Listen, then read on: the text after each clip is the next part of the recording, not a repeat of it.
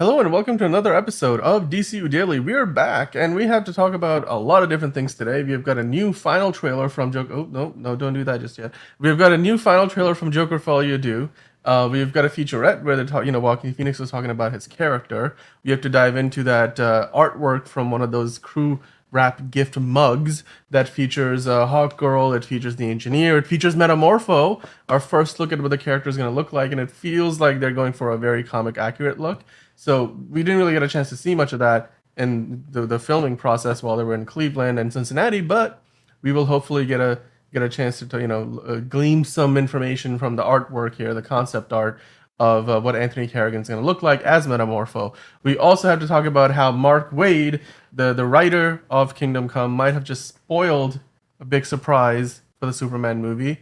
We'll dive into that as well. Of course, Superman, the Christopher Reeve story, is coming out soon in limited release, and it's got an incredibly high Rotten Tomatoes score. So we'll dive into that and talk about what that means for the movie, whether we should go see it. Hint, yes, you should go see it if you can near you, if it's playing in a theater near you. And of course, The Penguin releases tomorrow, so we have to look ahead to that as well. What are our expectations? What do we want to see from this show? Are we starting to feel a little bit better about Oz Cobb? Are we not? I don't know, John. I'll bring you in. Have your opinions or mine been changed about the idea that, it's no longer Oswald Cobblepot, it's Oz Cobb?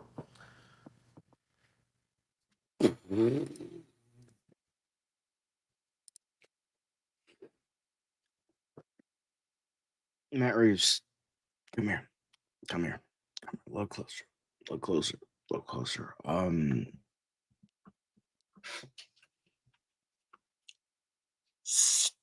Stop. Thank you. Okay. Thank you. Thank you very much.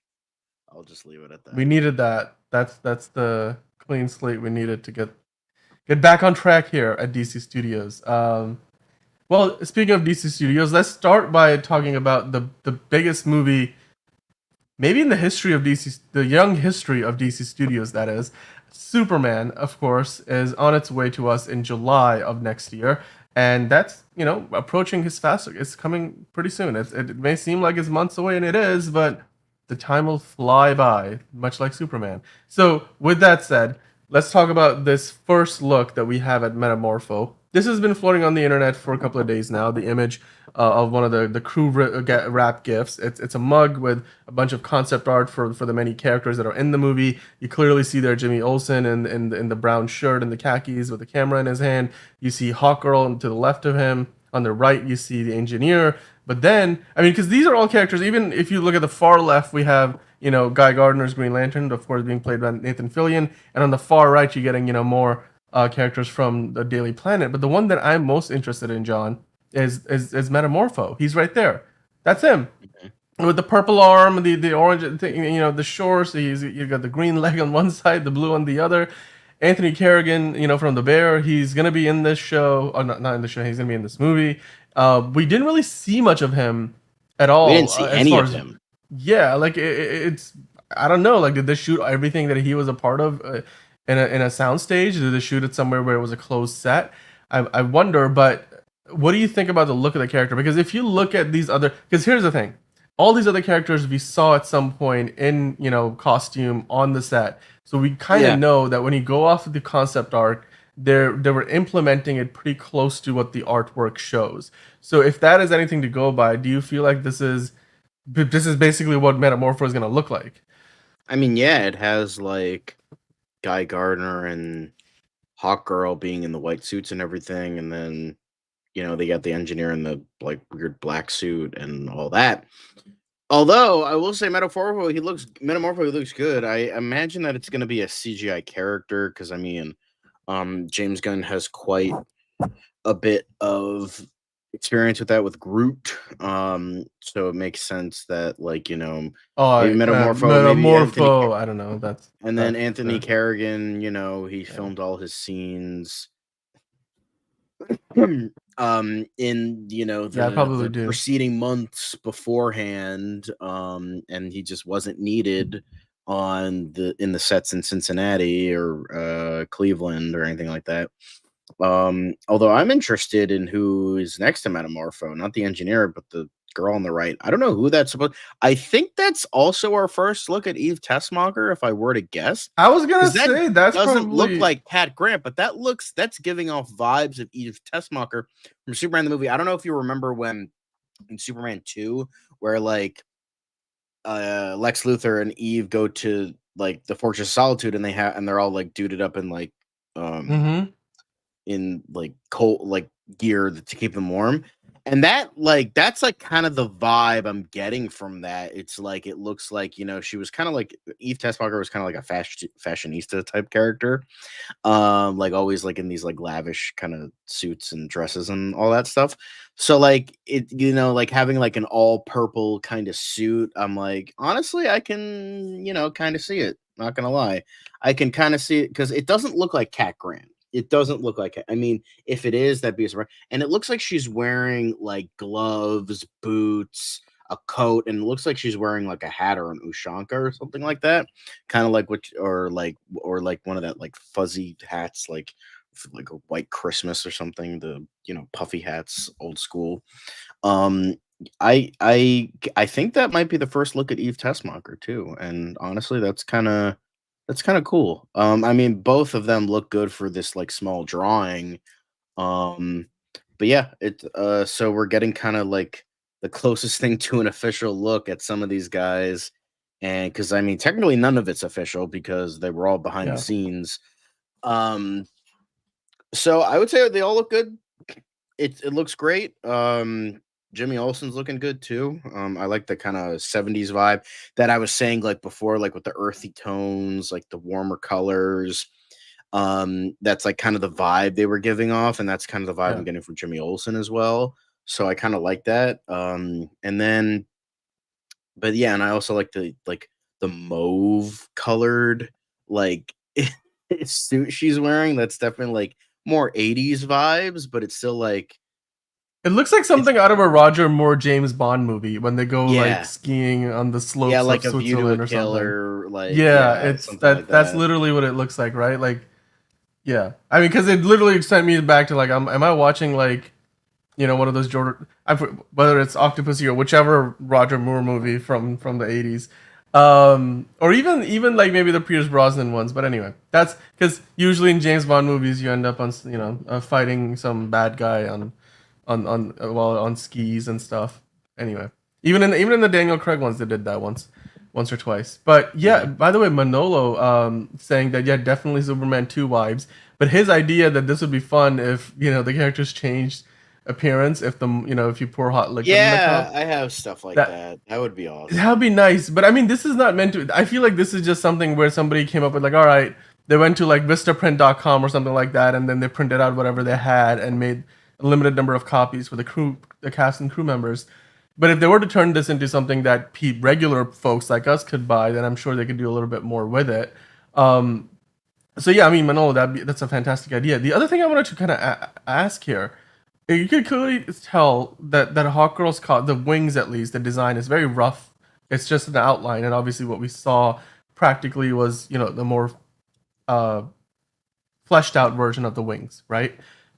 At the same time, the engineer here looks pretty much the same. Because you've been speculating how much CGI is the engineer's suit gonna have?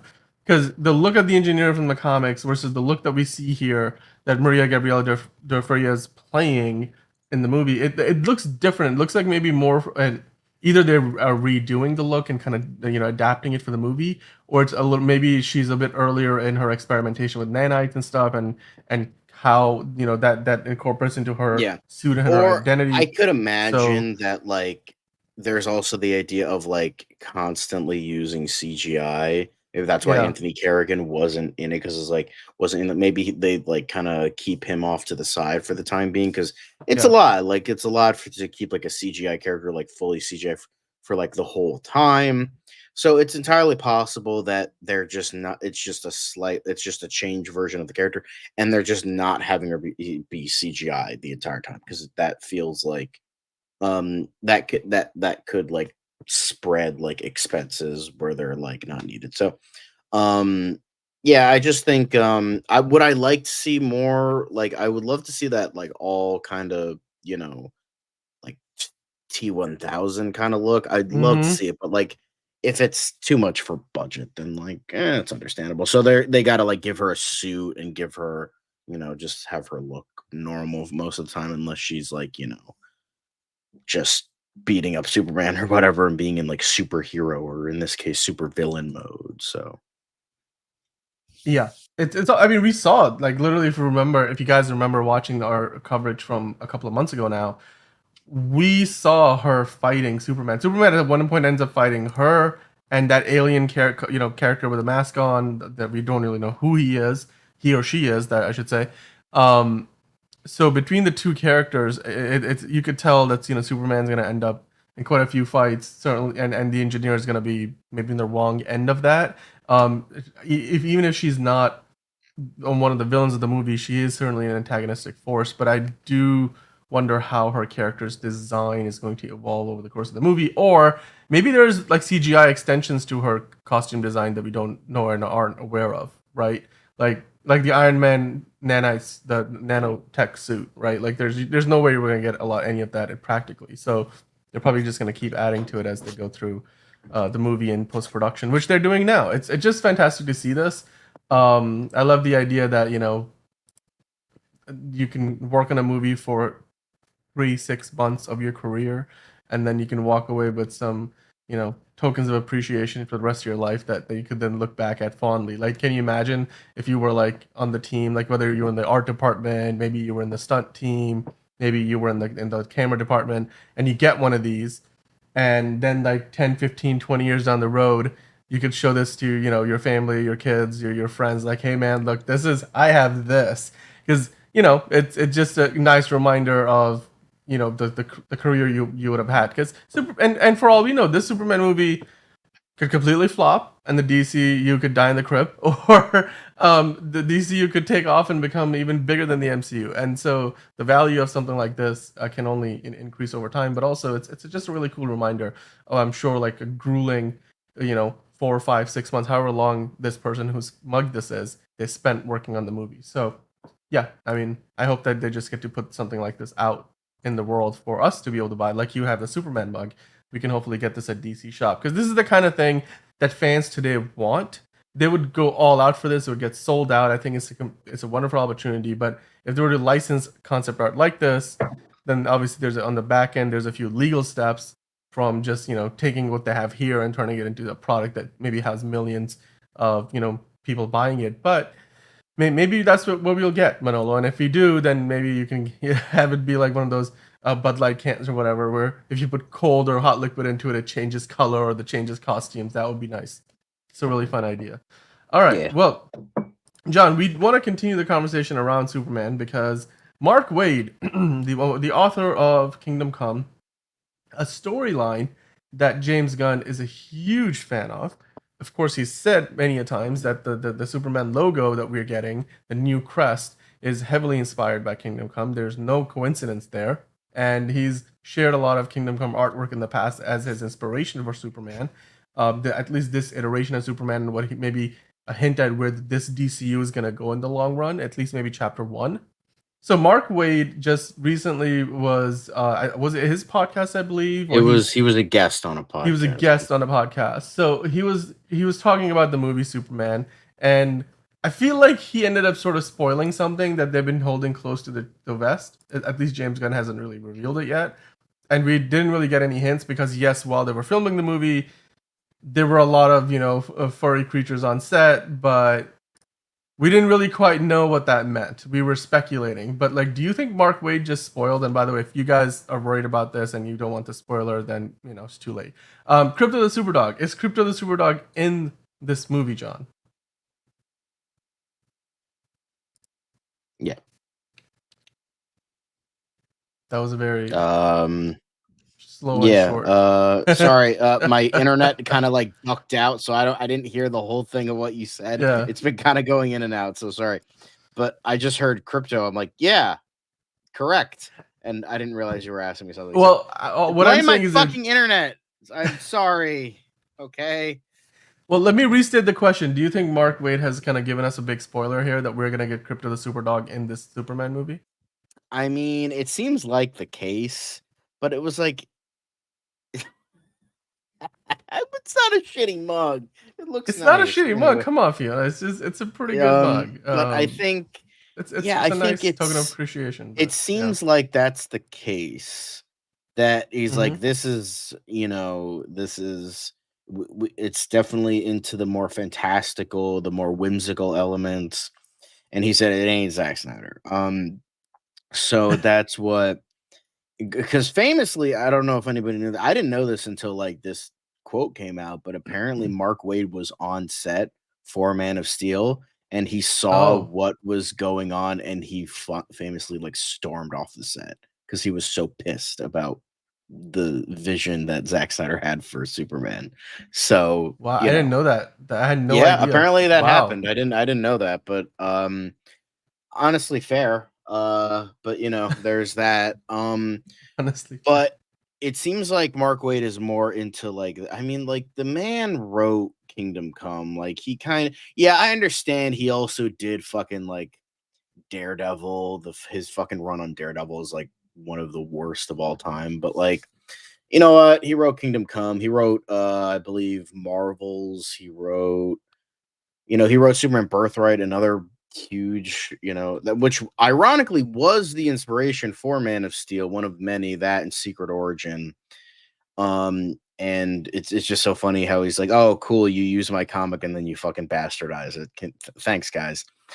Um, but yeah, he's done like Tower of Babel. He's done, he's written for, like World's Finest and 52 and like the man is like, I understand, like I've heard like he's not like the best to work with, but for what he's done, I understand where the ego comes from.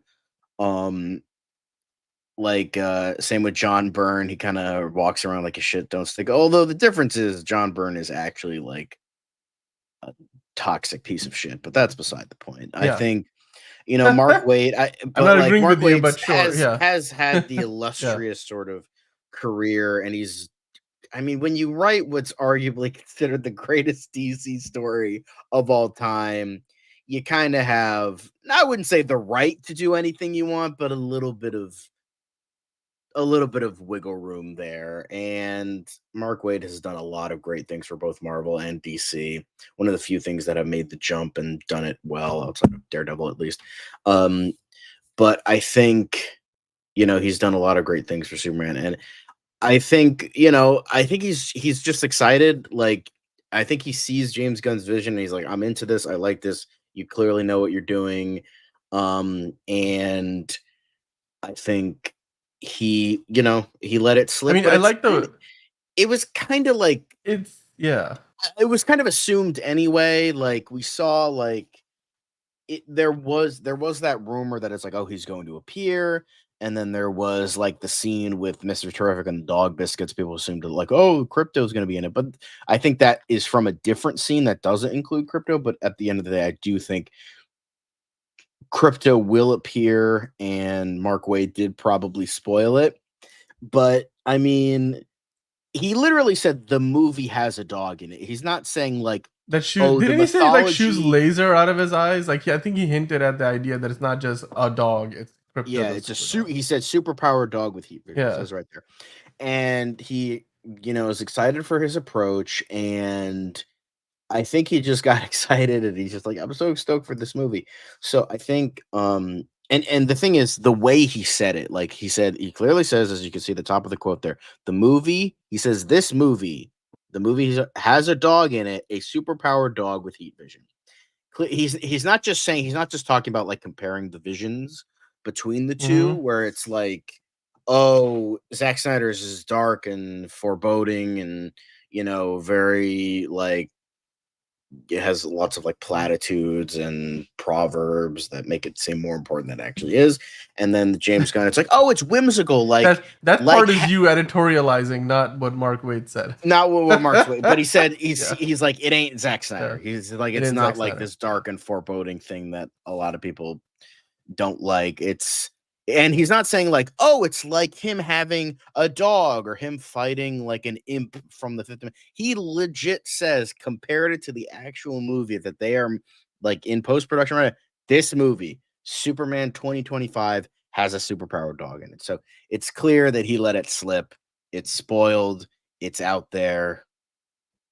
That's what we got to deal with. But like honestly, it's such a Yeah, small thing, and it might be more. It might just be like a cameo. It might be like a small part of the movie. So it's not like he said like, "Oh yeah, the entire third act is this." It's such a small thing that it's. I mean, we'll see if James Gunn completely and utterly ignores it, or he's gonna be like, "Yeah, he's in it. All right, okay, we gotta confirm that." But I could just fucking imagine that, like, this is a guy that only releases things that he wants to release, you know? He only releases stuff with, like, he tidbits, teases, like, yeah. he's very There's specific a in what he reason releases, why we know and this. then, like, Yeah, he's probably like "I fucking love Mark Waid, but I wanna fucking kill Mark Waid right now." So I can imagine, you know, that's, what he's kind of feeling right now. If like he did actually, I'm pretty sure he did. Like I'm 99% sure he did actually spoil something, but he hasn't said anything. The only thing he said today is he was talking about how great the Penguin is.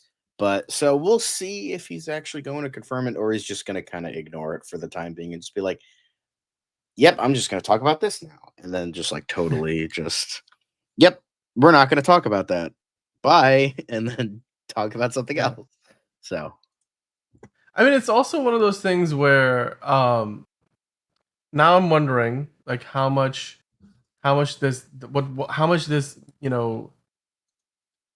implies or tells us about the role Krypto the Superdog is going to play in the movie. Do you think it's a situation where Krypto is just going to be there, or is he like literally going to be Superman's sidekick? Because Superman already has Jimmy Olsen. Like in a movie where you've got a very extensive cast of supporting characters already, do you think there's room for a super dog, like a super dog that shoots lasers out of his eyes to and again, this Superman's first adventure that we are going to see. Like how big of a role can Superdog have in this movie? How big will Krypto's presence be? Is he just there to be Superman's best friend? Or are they going to explain how he got his powers? I'm like, I wonder because obviously, yes, it is a more reverential approach to you're gonna hopefully see Superman and Krypto have some really cool interactions, and I'd love to see that. We had some really Mhm. cool dogs on set while they were filming in Cleveland, Mhm. but I do wonder. Like for example, is Krypto gonna be talking to Superman? Is Krypto gonna be I fighting don't think alongside of he's ever Superman? talked except for in the You know? animated show, but that was Yeah. like a special case because he was the main character. So he doesn't usually talk, so I can't imagine he talks, but yeah, I don't think they're gonna do that. Yeah. Well, I mean, hey, I'm looking forward to seeing Krypto in this movie. You know what? My theory is that this was something that James Gunn was like, yeah, you're okay to talk about it, right?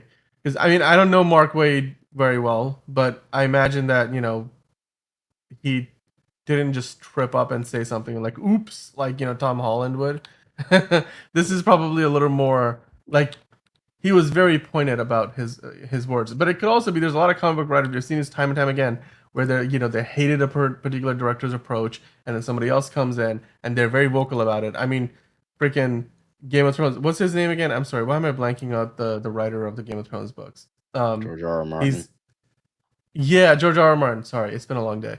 But he literally blasted the show that he's an executive producer on. We have seen comic book writers have some very strong opinions on their works being adapted to the screen. And I mean, is Mark Waid like closely involved in the writing room with James Gunn, or is he kind of on the periphery? Do you think? Hmm. I think he's just kind of you know out there on the outskirts and just kind of Because there. obviously like Tom King is involved, right? Like he's on the Yeah. Lanterns writing team. Like there's multiple other comic book writers. I think like the Justice League International or was it Justice Society? No, I think the JLI team is pretty significantly involved. Yeah. The writer and illustrator. So yeah.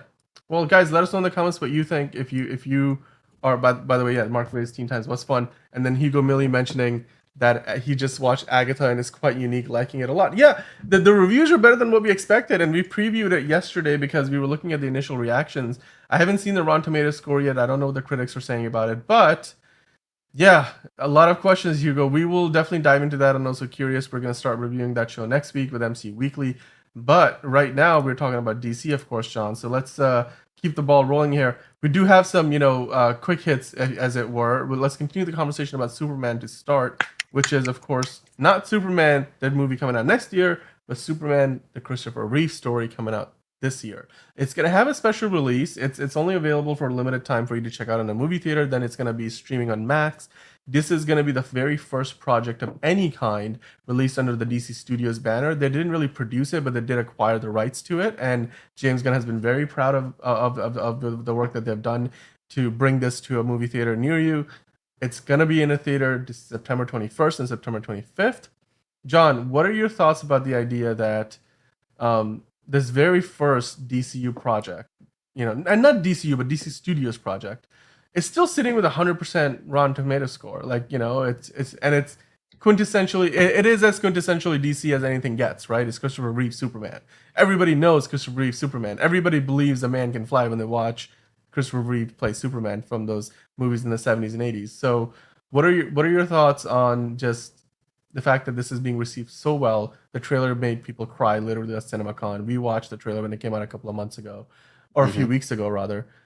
Are you more excited for this? The fact that people are receiving it so well, especially at a time when Joker Folie, that's meant to be this really big movie, is sitting in the 60s on Rotten Tomatoes.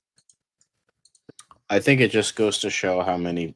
I mean, that kind of doesn't surprise me because I can't imagine that a lot of people are reviewing this movie because it is a documentary. It's getting a very short release, so I can imagine like once it gets released on Max. I don't mean to sound mean, but it's probably going to go down. Like, I don't think it'll go. I think it'll still be in like the 90s or something like that. But it's hard to maintain like 100%. Especially for There's very few projects that have ever had that like perfect score, if any. Even fucking Right? Citizen Kane doesn't have 100%. So Yeah. like, it's I can't imagine that it'll stay at that. Probably gonna have some dickhead being like, "Oh, it's actually the worst thing ever because Zack Snyder didn't direct it, so it sucks." Oh, come on, man. Now And you're just predicting the future. We've got our friendly neighborhoods, Snyder Soul, somewhere. yeah. Anyway, but I can't imagine that it'll stay at 100 for very long. I hope it does because it looks really good, but it's a documentary. There probably aren't a lot of reviews, so it's probably not going to have like that. It's probably going to have 100 for a while, but like until like maybe once it hits the Fathom events, more stuff comes out. It'll probably drop a little bit. It's gonna have an audience rating. Probably drop. Yep. So we'll see. I can imagine it'll probably stay in the 90s though. I don't think it'll get much lower because it's such a like interesting and great story that I can't imagine that it'll, unless it's like the documentary itself is that poorly made. I don't think it is. I feel like it's kind of hard to fuck up a documentary. Like it's just like things that are actually happening, but I don't know. Like I can't really think of like a bad documentary. I guess outside of like Leaving Neverland, which like completely and utterly screwed over a guy that can't defend himself anymore with shit that's not true. I guess that's the case. Like if it's so wholly inaccurate, then it's like terrible. But outside of that, I can't imagine this being that. I mean, his kids are in it. Hello, Lenny. His kids are being a part of his estate, signed off on it. Like, it's James Gunn is like preaching it to the highest tower. So, I feel like that's, Yeah. There's a lot of factors that I don't think it'll be like a bad documentary. No, I agree.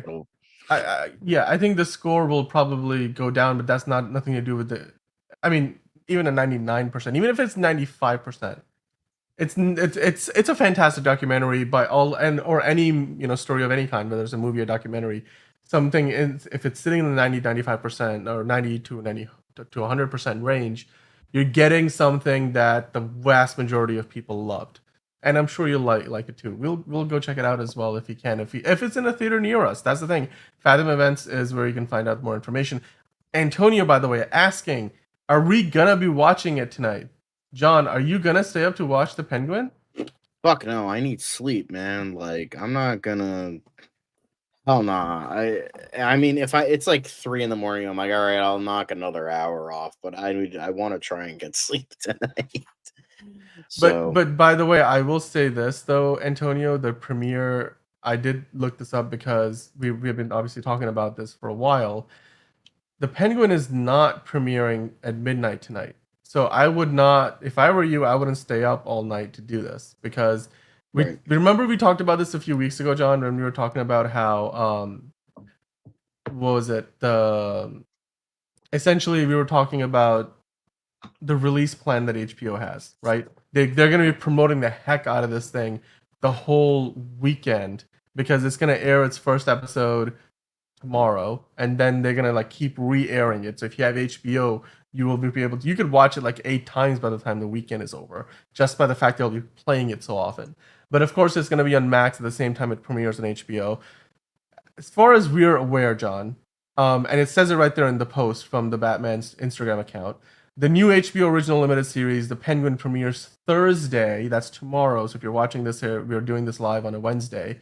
It premieres this Thursday, September 19th at 9 p.m. Eastern on Max. And then it's it's going to be on Sundays at 9 p.m. Eastern starting September 29th. So they're skipping like this Sunday, and then the next Sunday is where you will get the next second episode at 9 p.m.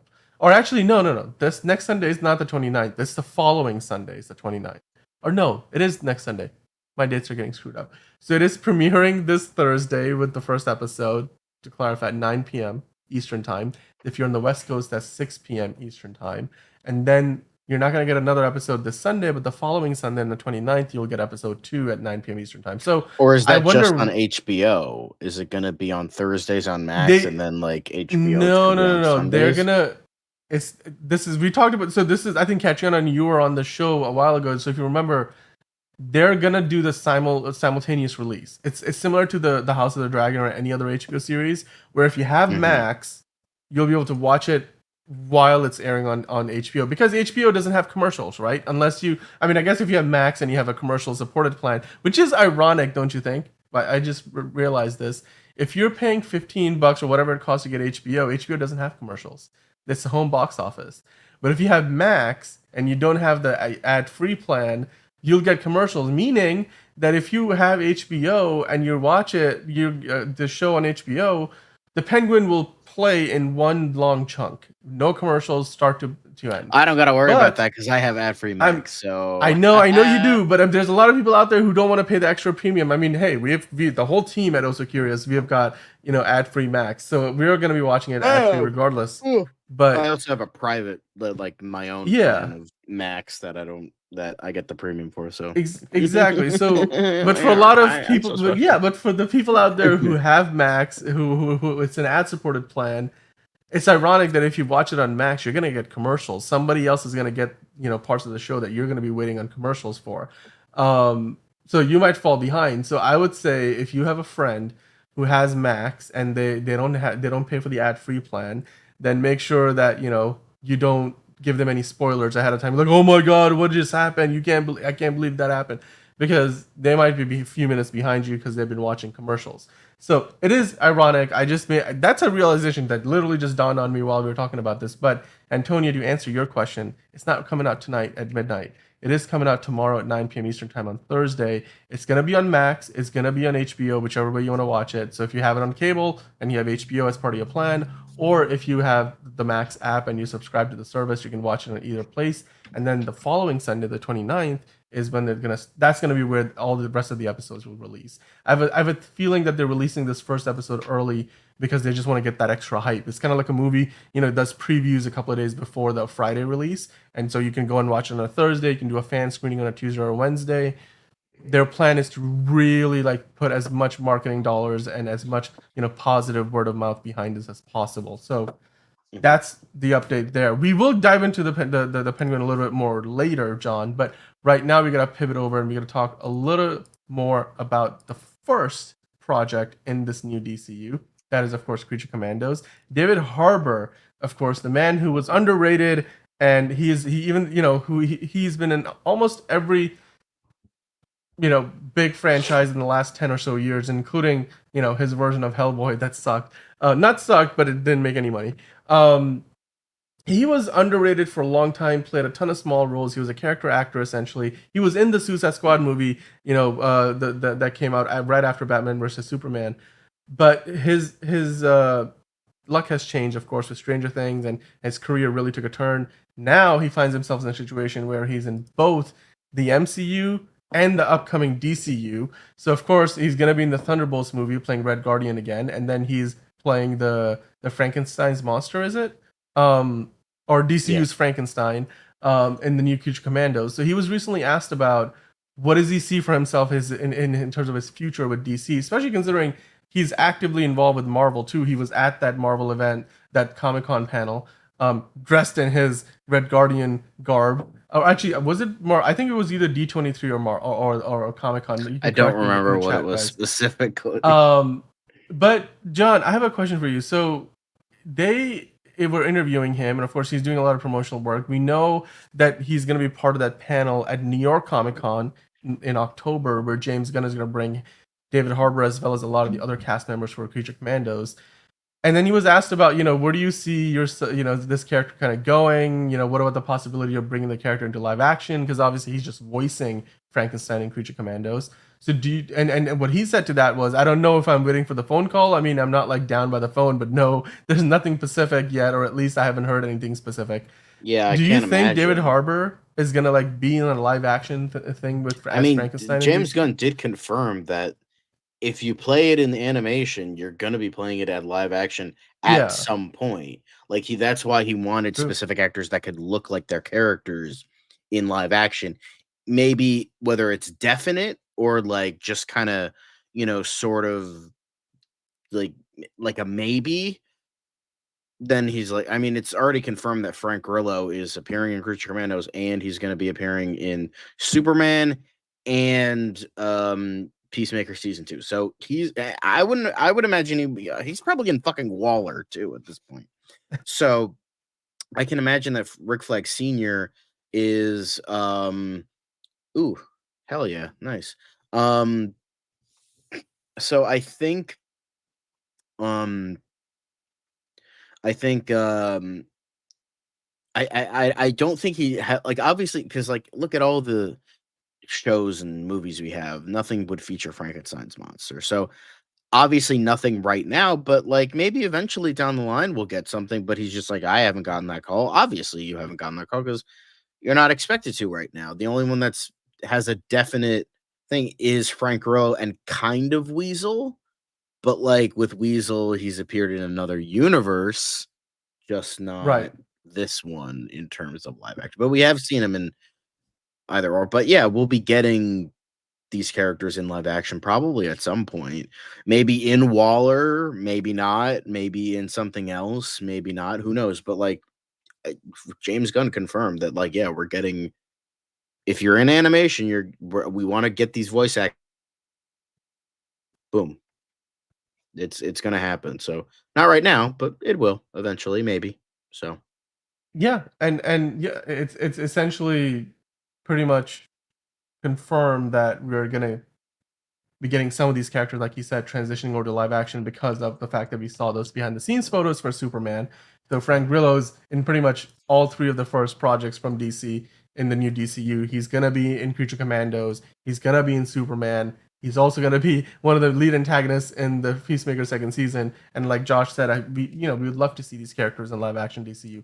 David Harbour could pull it off. Do you feel like if David Harbour's Frankenstein was a live action character, and I don't know, like maybe shows up in Peacemaker season 2, or maybe he shows up in the Waller show, because those were the 2 logical like next opportunities for this character to be in a live action anything. Is it going to be a situation where, like, Brendan Fraser sort of mostly just voiced the character in Doom Patrol? or do you think David Harbour will actually be in a costume with? I have a strong Is he going to be feeling CGI? the way David Harbour is, he's like, give me a fucking 10-hour makeup job with the Yeah. prosthetics. I don't know. I just feel like that's the vibe that David Harbour gives off. So yeah, I could imagine he'd totally do that. I mean, But he we'll talks see. about it here, like he was asked about it, and he mentioned they might do the CGI thing that they did with Taika in the Thor Ragnarok, but Good old yeah. Taika White titties. But if you go by what David Harbour said, he said, I feel like the practical stuff, although I love it, is really falling a bit by the wayside. So he seems to be in the same camp as well. Who's playing the Thing in Fantastic Four? But Eben Moss Bachrach, Evan Moss that guy Bachrach, yeah, from who the Bear. hates good things because he's a moron. So Well, guys, let us know in the comments if you would like to see David Harbour reprise his role as Frankenstein from Creature Commandos, which is releasing this December. But then, would you like to see his character in live action? Whether that be Superman, whether that be Waller, the Peacemaker show. Maybe he shows up and he's part of the Mystery in the Lantern show. I mean, I can't get enough of David Harbour. The dude is one of the nicest and best actors in the game today. He deserves all the success coming his way. He certainly worked for it, and now he's gonna have an active role in not just DC but also Marvel, or I guess just the other way around, because he's already been in a Marvel movie. Now he's going to be in a second Marvel movie. He's going to be in a DC TV show, and he might end up in another DC movie or TV show, depending on where his character ends up at the end of Creature Commandos. Because for all we know, his character gets killed off and we don't hear from him again. So now, John, I'm going to trigger you a little bit. So trigger warning. Matt Reeves, the man behind Oscob, the Batman, and so many other great things that we love or don't love. I mean, I personally love the Batman. I don't really care for the Oscob name change, but he is one of the executive producers on the Batman Caped Crusader animated series over on Amazon Prime. A show that already got greenlit for 2 seasons when it premiered, or even before it premiered. But now that the first season is done airing, he was recently interviewed by Collider talking about all things the Batman Epic Crime Saga, as well as, of course, these other projects that he's working on, including the team of Bruce Timm, J.J. Abrams. So he mentioned about season 3.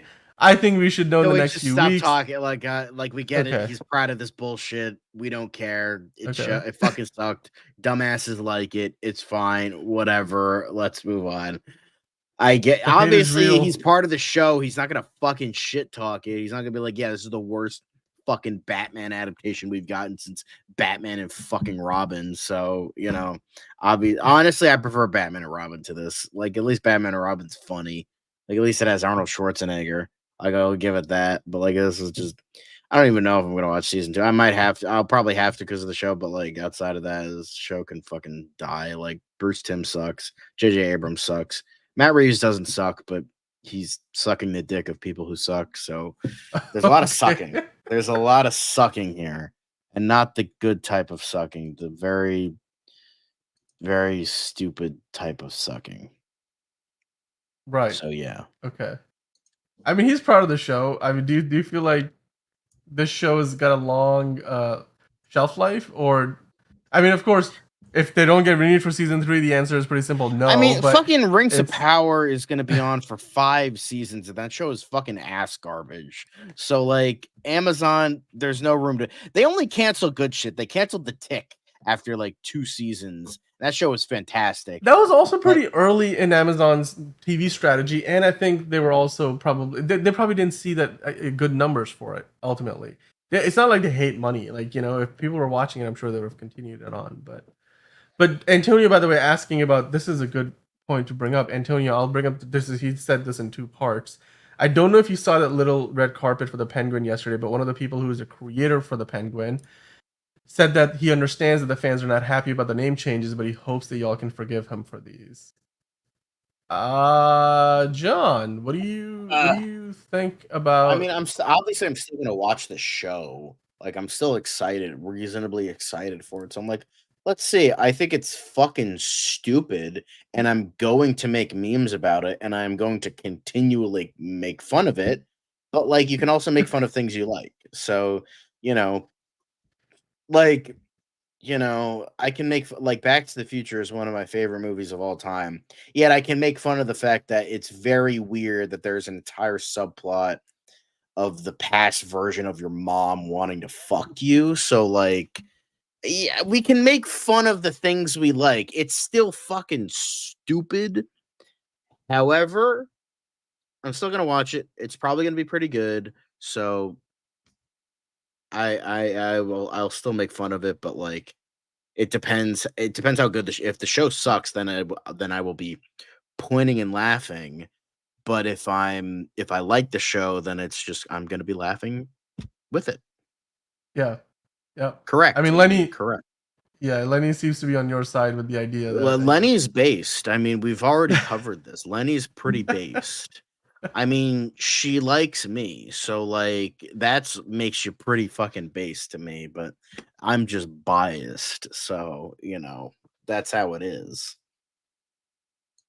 Yeah, by the way, she told me in the chat, she's like, "What?" Because I was asking the question, "Do you think that Cape Crusader will have a long shelf life?" And she's like, "It will die slowly." I'm like, Yeah. "Okay, great." You know And what she's could be? also Yeah, like, Oz Cobb is dumb and was unnecessary. If they just said his name was Oswald Cobb, I could live with yeah. that. I mean, just like, dude, have it be Oswald Cobblepot on the license, plate, whatever. If he pulls out his license, a driver's license at some point, it should say Oswald Cobblepot. But on the streets, he's known as Oz Cobb or just the Penguin. I'm fine with that. Why do you gotta like? And again, for all we know, that's still the case because these guys are making some very vague statements. We haven't really heard that. That's part of Gang, his. gang. You're one of many. It's fine. I still love you though. I love all you guys because you're giving us, interactions Oh and you're giving man. us plenty of comments. I love all you. In the words of Freddy Krueger in Nightmare on Elm Street Part 2, you're all my children. So I love you all equally. It's okay. It's okay if you hate me. I still love you all. I even love that Snyder cultist that trolls on our videos. So it's okay. Yeah. It's okay, Lenny. You're still great in my eyes. It's okay. No matter what, I will still love you deeply. I will love all of you deeply. I love you all equally. It's okay. Mm-hmm. Yeah. Let's Sure. go. I mean, I love Ozzy. Ozzy. Like I love Ozzy Ozzy. Osbourne. Yeah. That works. Cute. I'll pay you when I get rich off my nursing job, Lenny says. John, steady on, mate. I'm gay. Well, there you go, John. You have your answer. But That's okay. also, You can what? Okay. I will never understand this people's hatred for platonic. I love you, Hugo. I do. I love all of you. I love all of you guys. You're all great. People need to get around more of the idea of platonic love. Like I say to my friends, I love you guys because you know what? It's true. I love there's different kinds of love. There's self-love, there's loving your partner, there's loving your family, there's loving your friends. There's so many different types. Brother never told you never threaten a man's family?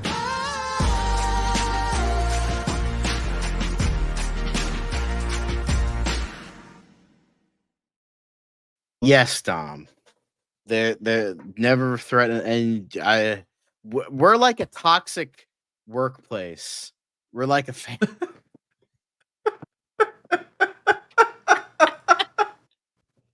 I don't have friends.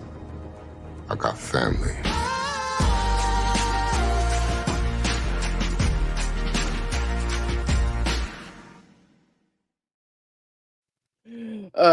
yep. This just goes off track so quickly. Lenny's like, John's not just doing a well-being show. This is great. Now we're just getting into philosophy of I love, mean, like, essentially. this is what like now I'm just insane now because like Cape Crusaders and Oz Cobb is making me crazy. So but yeah, I'll tell you this. I'll just tell you this. If nobody has told you today, I'm proud of you. It's okay. Thank you, I'm proud John. of you That and that I means a love you. lot. That means a lot coming from you. I'm proud of you too. I'm proud of all of you. I love all of you. I mean that. Like, I take love very seriously, and I love you guys in a viewership point of view, like, which is like pretty bottom on the totem pole, but like, because I don't know you guys personally. I mean, one of you could be like a fucking like serial killer or something. I don't know, but but the interactions you give us, the comments, the likes, the subscribbles, and the bells, all that stuff. Yeah. Yeah, Ozzy Cobby. That sounds Ozzy like a fucking like thing in like Minecraft or something, like Yeah, Mossy Cobble. yeah. Yeah, it's just Mossy Cobblestone. Is that what it is? Anyway, but yeah. So I just mental health is important, and I think this world would be a better place if we all just loved each other. Tommy Wiseau. Thank you, Mhm. and that's. I actually Let- don't drink. I don't drink. I hate the taste of alcohol, so I don't drink. But Yeah. that's how it I think is. John, it's just funny how the chat has completely cornered you today. It's great. It's okay. It's great. Don't worry. Then when I kill myself later, you'll all feel bad. So Oh, it's like, no. Okay. Wow. Okay, that got dark real fast. All right, I think that's our cue to change the That's my subject. dark humor leaking in. That's your dark humor leaking in, exactly. Well, speaking of dark humor, it looks like because Lucy Cherniak, you can see if you look at her credits, Sunny, and Sunny in Philadelphia. I don't know. I know the end of the fucking the world. end of the I don't know fucking the other world, two Angeline. things. These are all dark comedies, if you will, and she's in talks on direct episodes for DC Studios Lanterns. Do you think this means much? Because Daniel RPK could be off the mark quite a lot, but he's also hits it right on the spot sometimes. Yeah. But yeah, I mean, to me, this just means that they're working on the show. We're just all waiting to see who they cast as Lanterns. It will be interesting to see if Lucy does end up on board. Her credits certainly speak for themselves. These are all really fantastic shows that have had some really, really great runs in the past. But yeah, whether that means we end up in having her direct some episodes or not, that will be interesting.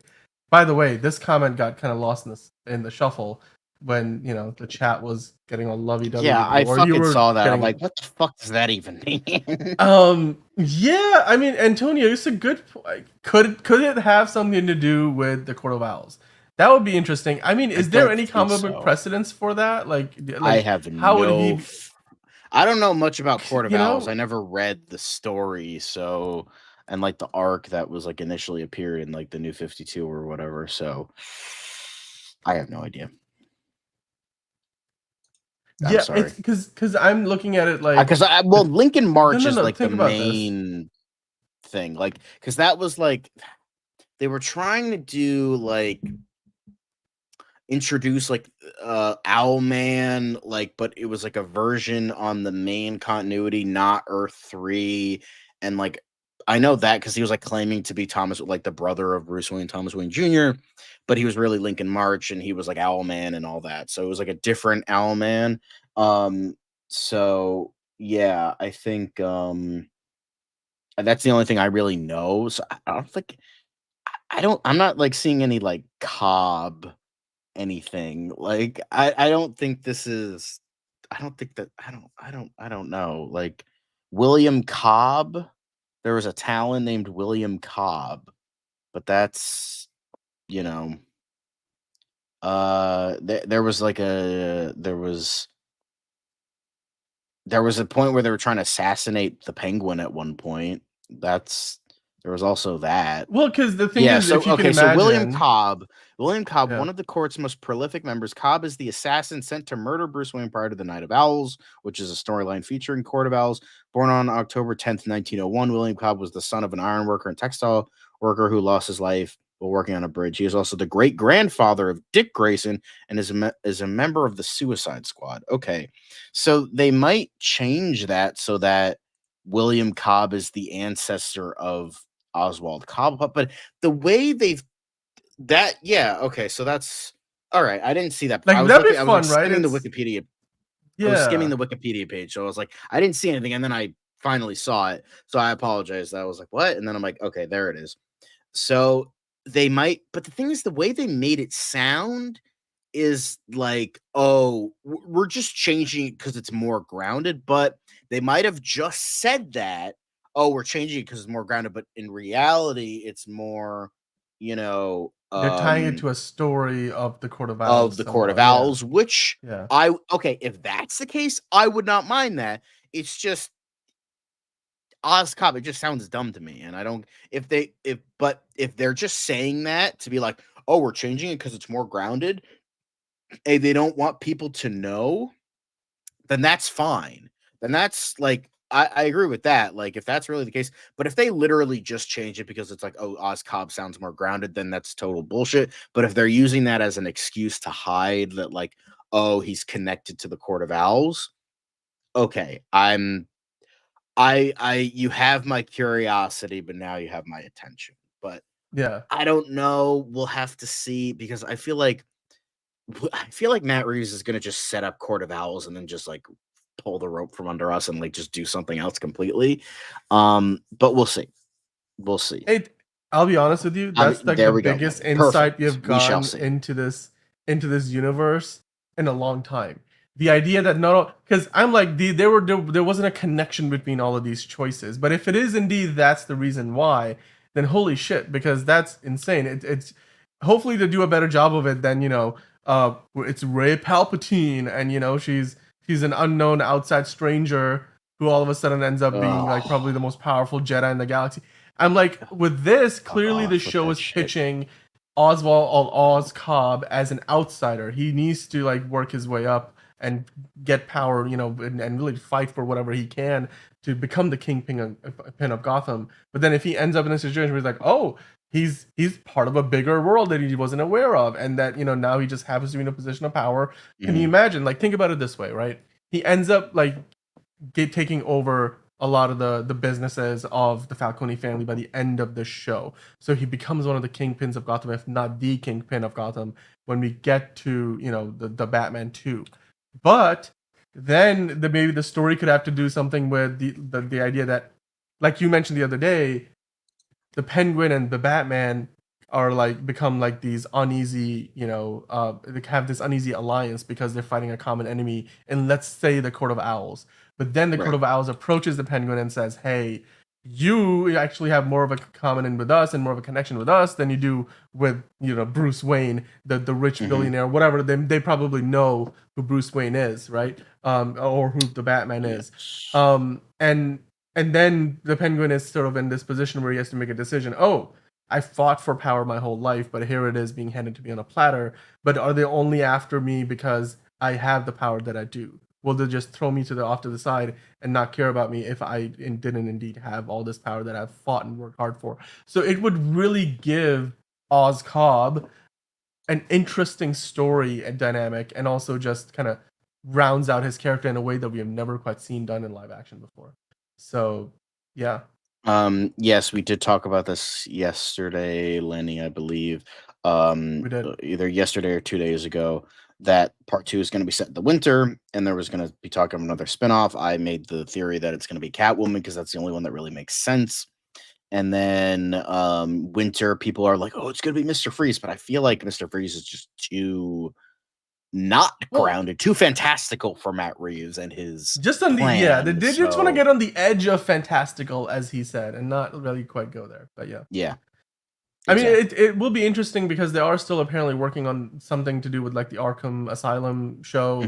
They pitched it to HBO, and in its current form, or at least what they pitched, it didn't go over well. So HBO said focus on these big name character shows where we're able to bring in an audience because they're familiar with them. It's freaking Colin Farrell. Let's not forget about that. Colin Farrell is a movie star. He was in the Batman. He was one of the stand-up performers from there. It's almost like if after the first Suicide Squad movie, they said we're gonna make a Deadshot TV show for Max with Will Smith. Like, like that would have been the kind of move that this is for this universe, or maybe make a Margot Robbie, Harley Quinn TV show. I mean, they made a movie, they could, but like that's the kind of decision this was. So I hope that if they do go with something, along the lines of an Arkham Asylum show, they need to anchor it around something. Maybe that's where the Joker in this universe comes into play, because they don't obviously want to go in the direction of a Joker Batman movie just yet, because people still, or at all. Or at all, because they have another Joker running around in Joaquin Phoenix. People still love Heath Ledger's Joker, and they don't want to. Of course, there's also been the Jared Leto Joker, which that's neither here nor there. So I imagine if they were to bring in that Joker that we got from Barry Keoghan, it would be perfect for as a character that anchors an Arkham Asylum series. And then maybe you tie him into the larger universe with the Batman at some point down the road. Maybe he makes appearances here and there, and then the final movie in that saga features a Batman versus Joker sort of a storyline that we by that point hopefully wouldn't have seen for a couple of decades. Depending on how long it takes for them to get to that movie. But yeah, let's keep the ball rolling here, John. We still have a lot more to get into. So now let's dive into our Joker to Folie Deux stuff for the day, because that movie is on its way. Whereas the Penguin premieres tomorrow, Joker Folie Deux is premiering in 2.5 weeks. It's not even that far off. It might be even less than that. So Joker Folie Deux today dropped its final trailer. And of course, the movie's got a Rotten Tomato score that's not too high. There was also this but before we get to the trailer, there was also this featurette where Joaquin Phoenix is talking about his character, how he sees his role in this universe. Did you get a chance to watch it? You got some, behind the scenes look at the movie. What do you think about, how Phoenix, who's of course won an Oscar for his performance in the first movie, how he's approaching this second film? Yeah, it just I feel like they're just still kind of skirting around the word musical. Because it's just like, we just want him to sing his thoughts. It's like, yeah, that's a musical, man. That's a music. That's literally what a musical is. That's literally a fucking musical. Yeah, I just think it's definitely like an interesting little tidbit. You see a little bit more footage. Yeah, just Joaquin Phoenix going through his process, and Todd Phillips talking about it a little bit. Harley talking about her character, her version of in the featurette. It shows Lee Quinzel, not Harleen Quinzel. So that's an interesting little change. Nothing major, but it's a little interesting. So yeah, I liked what was featured here. Yeah, to me again, they're giving you more and more insight into the movie. It's also the idea that we're still only getting a handful of clips. Like, they haven't really given away a ton, right? Like, despite everything that we have seen here, there's still it feels like we're getting shots from the same sequences, which is kind of similar to what Deadpool Wolverine did. They didn't give away the movie in the trailers. Like, they've given us enough that it wets our whistles and we want to go see the movie. But yeah, I mean, by the way, Lenny suggesting that other spinoff could be about Harvey Dent, which we talked about, Lenny, yesterday. That if that other Batman spinoff happens, go watch the episode yesterday. Stop being lazy, Jesus Christ. Yeah, and then James again mentioning that this is an extraordinary performance from Colin Farrell. You don't see Colin Farrell in this performance, like for the Penguin, which is fan. Yeah, I agree with you. Most people wouldn't know it was Colin Farrell if they didn't, already see the poster for the show, or the movie with the Batman even. And Lenny suggesting I think they'll adapt The Long Halloween but make it Calendar Man. That'd be interesting. Wait, Josh, what rumor are you talking about? Please clarify, because Josh in the chat is talking about that rumor for Joker 2. If so, then God have mercy on Todd Phillips' soul. Is there a rumor? I don't know what rumor we're talking about here. I think I remember seeing that the thing got leaked, but I don't think I didn't like the ending of the movie. You mean is that what you're referring to, John? Or Josh, let us know, because there were like some leaks out there which I haven't read into, but honestly I haven't been able to verify if they're true or not. Like, I did some digging, and it seems like it could just be some speculation. Lenny, you've been based so much. What is with this garbage take? Like, come on now. What is this? You're better than this. Joaquin Phoenix isn't happy about it. You can clearly tell in the look in his he's not smiling. The thing is, that's kind of a good thing to be serious about comic book characters, because comic book characters weren't treated seriously for so long. Now they at least kind of are, because they're just as much like important and competent literature as much as, War and Peace. It's just a different way of seeing that literature and art, kind of smoothing it together. So honestly, it's kind of nice to be serious sometimes, especially I guess it means I guess it's more about the context. I feel like this it's a little bit more serious. It's a more serious portrayal, so it should get serious. Like Christopher Nolan being serious about the Dark Knight trilogy. Now, if you're being like but there's some things that you like, yeah, obviously you shouldn't be serious about. Like if they make a snow flame or a codpiece movie, obviously if people are like, Yeah, dude, this I is want the a gritty, greatest thing grounded we have ever codpiece movie. seen. Yeah, I get that. I understand if you were talking about that, but like when it comes to this is more serious than like something like Captain America 4 and the Thunderbolts asterisk. Um, so it's makes sense that they're talking seriously about it because that was like what the intention is. That's what the tone is. Possibly. I mean, I remember seeing a rumor that like, oh, Lady Gaga isn't playing Harley Quinn. It's gonna have like fucking torture and castration and rape and like all this other shit in Joker 2, and that turned out to be false. So, it might be fake. It's probably fake, but yeah, I just think when I mean it depends on what you're talking about in terms of seriousness. If it's a serious movie, then it should be talking about seriously. Yeah, You know, yeah.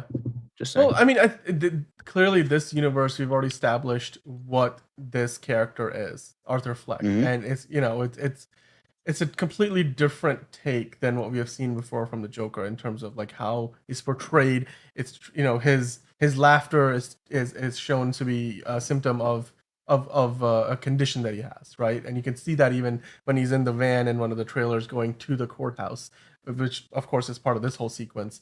You could just see how he has a twisted perspective on his own character and who he is as a person in the movie, what Arthur Fleck stands for, and then the cult following that he has garnered from the events of the first movie, including clearly Pauline Quinzel or Lee Quinzel, who whatever the character Lady Gaga is playing is going to be called, and that seems to sort of like add to his ego and his sense of this false perception, which I think is what they're exploring here, and this twisted love story that kind of ensues as a result of that. But these are of course images now, John, from the final trailer. What did you think Yes. about this final trailer? What did it tell you? Did it give you any I new hope it's the final information? trailer, Did it you make know? you? They said it's the final trailer. I mean, or at Okay, least that's so what we have seen everywhere else. And quite frankly, I think 2.5 it weeks makes out, do sense you because the really need movie's coming another out in one? less than a month. So Yeah, like you really don't need another trailer at this point. I think this is yeah. enough. Like they've already put out like 3 trailers. So it's also oh, by the way, Lenny's saying I love the first one, but Gaga's pissing me off. Like she's like I'm pissed. Like she says she's not Harley, she's Lee. No Gaga, she's Harley. Okay. Yeah, I mean I it get could be that that, again. but as I think it was, I don't know if it was Hugo or Josh. Somebody was maybe it was somebody else, Yeah. but they were saying like it's an Elseworld story. It's a Yeah. different interpretation as long as the core I of the think it was the character is Watcher there. the other day. He was talking Yeah, about that. yeah, maybe the Yeah. Watcher. I don't know. Yeah. Like I can't keep track of all of our lovely family, so there's just so many of you. But I Yeah. think A like big it's an family. Elseworld. Like when it comes to Elseworld stories, I feel like you need to have the core of the character. As long as you have the core of that character, I think you know that separates the good Elseworld stories from the bad. Like Catwoman, Guardian of Gotham. I've heard that that's not a very good story because it just turns Batman like evil for no reason. And then, but like Superman, Speed and Bullets, it's not the best story ever, but it keeps the core of Superman. Um, it keeps the core of Superman, there, and in the end, that's what like comes out. So as long as like for Elseworlds, as long as the core of the characters there, then you could like change anything you want. I think that's okay. So as Yeah. long as she's, the core of Harley Quinn, which it seems like they are doing, then a name change doesn't sound too like like at the end of the day, Cobb, it's really not that bad. It just sounds stupid. That's all it is. It sounds like a fucking podunk southern recipe that's like, oh, you throw, you know, corn on the cob covered in mayonnaise and like Yeah, pickled exactly. okra on the grill, and then that's like a thing. It's just like, it just sounds stupid, but will it ruin the show? No. But let's just like how Lee Quinzel isn't gonna ruin this movie, I don't think. That's just my opinion. Okay, so the name changes, like, okay, that's, you know, it's whatever. But I think yeah, as Elseworlds, characterization is where it's key. Is if you don't have that characterization, then it kind of falls on its face. But like Joker, like they get the character. Like Todd Phillips understands the character, and it feels like that they are fully getting the character, and that we're getting like, I feel like a little bit more of that goofiness, that silliness that's kind of leaking through, like mainly in what seems like the dream sequences, like him hitting the judge with the gavel. I still love that, or like them dancing on the top of like a very like dramatized Arkham Asylum, Arkham Hospital, whatever the hell it's called. I mean, this Um, movie has the potential to be so good because you look at some of the visuals and just, mhm. I'm like, if the trailers are anything to go by, they have some really cool set pieces. And if the music matches up well and the story is simple enough that there's not becoming this whole convoluted thing of like what's going on with the Joker and his trial, and how like I hope that the Harley Quinn's character doesn't feel like she's rammed into the movie story. It feels more authentic and part, like, it feels like she's becoming a part of the journey that Arthur Fleck is going on. The potential for this movie to be amazing is all there. Like there's nothing. I mean, there's always the chance that the movie's gonna suck. Critics clearly have, not been all kind to it, although the majority of critics is not a overwhelming majority. Like, I think the current Rotten Tomato score is like 63% when we last checked, right, Johnny? Before the show, we looked at it and you mentioned it had gone up from like 62 to 63%. But speaking of which, this trailer partly tries to really dive into, this is a great movie. We're gonna try to convince you to go see it because look at what the critics are saying. And you look at these images and these stills, and I'm like, yeah, they're like throwing all these logos on screen, but you're only getting like, one word things from like Black Girl Nerd says it's phenomenal. It's like Nerdist says it's superb, which might be a part of, it's a compelling story, but overall it sucks. But they're just like compelling. That's the only thing they pull out. It's clearly like, marketing that's being done to say, hey, if you looked at the Rotten Tomatoes score and you weren't impressed, just know the people still love it. Like, and you should go see it, which I appreciate the effort. But I do wonder, given that the first movie score was also not particularly high, it was like 69% or something like that. Do you think that the second movie's lower score than even the first one is going to affect it? Because clearly the marketing team probably, like at Warner Brothers, It's they're lower. seeing that and they're trying to convince us otherwise. Lower. It's at Yeah. 63%, and the first one's at 69%. 69. Yeah. But like, and it's like, it's controversial. Yeah, the first one was controversial. That's what caused it to get $1 billion at the box office, because people love controversy. They And an Oscar. thrive Like, on the Joaquin Phoenix publicity. won a freaking Oscar for his performance. It's Yeah. usually you don't see movies with a 69% Rotten Tomato score winning like those major Oscars for acting and directing and the best film and stuff like that. So yeah, I mean, at the same time though, when you see like Next Best Picture says it's cinematic dynamite, or like, Discussing Film is a good, if I follow them, deranged and exciting, but these aren't like, usually when you see quotes from movies like go see it, it's amazing, it's like Deadline, Hollywood Reporter, like the New York Times, whereas here you're seeing Nerds of Color say it's a surreal work of art. I mean, they're not like the biggest, of course, British Vogue dazzles and British delights. Vogue.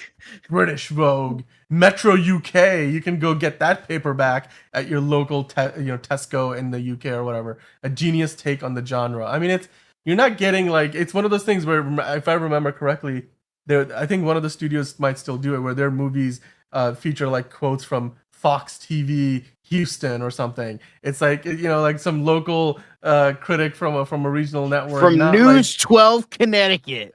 Yeah, This is what Norwalk. about Yeah. Joker. I don't even know This who was just an one of the enemy many. is. There was but like, they were like flashing, like chilling, amazing, bodacious, excellent, like all across the screen. That was the only one I could grab in terms of the stills. But like when it's you were quoting reviews from tabloids like the Metro UK, is your movie in trouble? Like, I do wonder, do they feel the pressure that this movie needs to make a lot of money because the A critics little have bit, not been kind probably. to it? It feels like an obvious question, but I have to ask. Anyway. All right, some critics you will never. It's all right. Some critic you have never heard of. Oh my god, yeah. It exists. John Smith. It exists.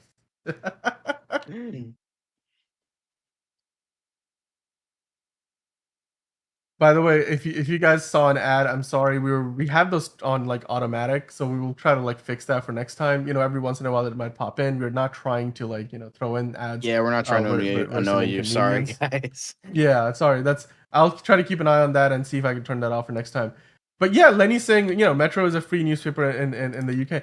I'm just saying, Lenny, though, it's not like it's one of those things where if you're trying to get like the best movie reviews, like would you want to like go to Metro UK to get it? Like not really. Like that's not certainly where I turn to. But John, at least when you look at the trailer overall, it has a lot to say about how the movie's credentials are amazing and people are loving it. It's almost like if you watch this trailer, they're hoping that you wouldn't need to go look at the Rotten Tomatoes score because it's so overwhelmingly positive, even though that's clearly not the case. But having seen the trailer now, let me put the question to you. Do you think this movie is going to make over $100 million in its opening weekend, much like what was the tracking was saying earlier? Or do you think it this was is like going to open to less than 145 or something like that? Yeah.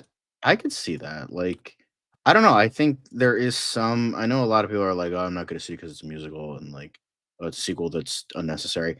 I could still see a lot, but I feel like there's still a lot of like people are like excited to like if it's like bad, if it's like fucking $40 million in the opening weekend, and I'll be like, okay. If it's like 2 million, I'd be really shocked.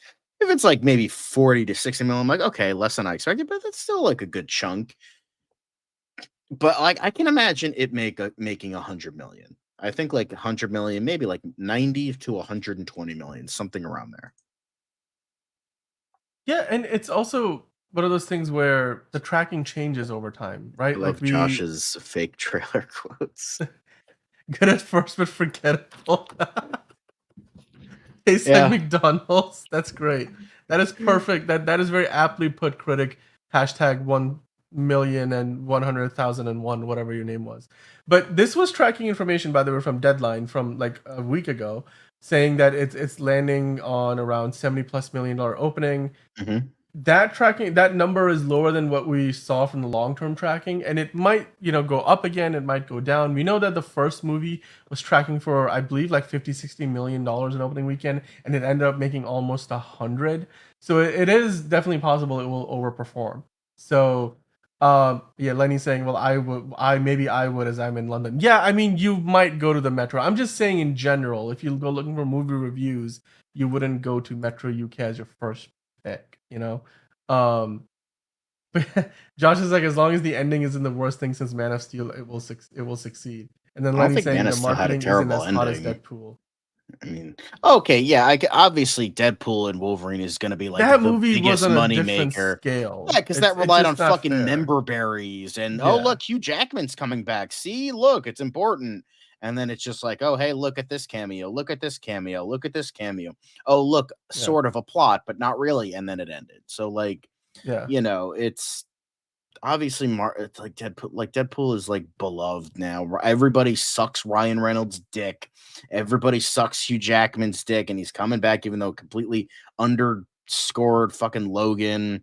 And then we saw Blade, we saw Elektra, we saw I'm about to make a name for myself. We saw, we almost saw Punisher, we almost saw Ghost Rider, we saw Johnny Storm again. It's all that, like, but it's like. It's just member berries, and it's just it wrapped its hooks around many people, and it got everybody, and it made over $1 billion. So that's how it is. But I don't think this will make $1 billion like the first one did. I think it'll still make a good chunk of change, though. Obviously, we'll see. It's a lot more money this time around. But Yeah. No, yeah, it's but like also the critics yeah. fucking suck. Like, who gives a fuck what they think? I don't think this is like they're trying to be like nobody's trying to personally take anything personally. Don't take these critic reviews personally. We all have the right to go watch the movie and take it for what it means to us, because ultimately art is subjective. So it's, the beauty is in the eye of the beholder, as they say. So if you Yes. go watch this movie and you love it, then you love it. It doesn't matter that the other person next to you hated it or what they thought about it. You can talk about it and you can compare the takes. If you watch yesterday's show with those so curious at Times DCU Daily, we had Angelina and John reviewing Speak No Evil, the new James McAvoy thriller, and Angelina's was like her jaw was jaw-droppingly good, and John then completely trashed the movie. And yet we had a really cool conversation about it, and that's what we're here to do. At the end Yeah. of the day, Also, I art agree, is subjective. Lenny. So yeah. I hard agree with this like so much. It's just like I'm so done with Ryan Reynolds at this point. Like he was like so like fun, like he's Van Wilder and all this other shit. And now he's just playing Deadpool in every single one of his movies. And it's kind of sad, like, because I think he is a capable actor who's like can do more than that. But the fact he's like, okay, I'm just gonna do something that makes me money and I'm not gonna care, and that's really fucking sad. Like that is definitely, yeah. And people love Joker, people love Walking Phoenix, people loved Walking Phoenix as a Joker. And the thing is, you're also going to be getting Lady Gaga fans of pop stars. Don't underestimate Don't that. fucking underestimate those guys. Like, I know it's Yeah. not Swiftie-isms, but like, still Lady Gaga fans, they're there. They're hungry. I mean, look, the other thing, okay, if you're asking yourself the question, the long-term tracking for this was 110 to 145 million opening. The reason why that number dropped to 70 plus million is because the critics reviewed it from Venice, and the score started off at like 59%. It's come up to 63% now, but that's a good 6% lower than 69, which was what the first Joker had. So I think when that happens, usually the tracking goes down, because they're like, people are going to look at the reviews and they're going to say, oh, it's not going to be as good as we thought it would be, and they're not going to go see it. Can it still overperform? Yes, it can. We will see if that happens. But even if it opens at $70 million, it's going to be only about, and it's going to be short like 26 million odd from the first movie, which opened at like 96, $97 million. Yeah. And it will still be the 7th highest opening of October all time. So it won't be, anything to scoff at. And that's a really respectable opening. It's in the top 10 highest opening weekends of the year. And the first movie, didn't open to like a monster 200 million like Deadpool Wolverine did, and yet it made $1 billion because people went and went and went again to go see the movie multiple times. They brought their friends, they brought their family, and they just kept watching the movie. So as long as people go to see this movie multiple times, I don't think it's going to matter so much if it has a sub $100 million opening weekend. And that's something to keep an eye out for. We'll of course go see it. We'll review it. I'm sure you guys are all going to go see it and review it. Based, Josh. Yeah. Based. I'm just saying. By the way, also Antonia mentioning that the Joker is a very popular character, and so is Harley Quinn. That you're gonna have all Margot the girl Robbie's boss Harley Yas queens who like look up to Harley Quinn as like some type of like hero, like character that needs to be looked up to. So you're gonna have all those fucking. But dude, it's also the fact that yeah, Margot Robbie's Harley Quinn is the only Harley Quinn we have seen in live action until now with Lady Gaga. Actually, no. Be curious Mia Sara in Birds of Prey was the first live action Harley Quinn. I will not stand for Birds of Prey erasure. Anyway, you're talking about not the one with Margot Robbie in it. You're talking about Birds of Prey from 2002. The real about the real Birds of Prey. The real. There, I said it. All right. Well, that's all the Joker hype for now. Let us know in the comments if you guys think that this movie is going to make over 100 million in its opening weekend, and then of course, do you think it still has a chance at $1 billion? Because I think it has a shot, but it needs to get off to like a start that is closer to 100 million, and then if it's good and people love it, because the first movie had a 69% Rotten Tomato score, but its audience score was way higher. So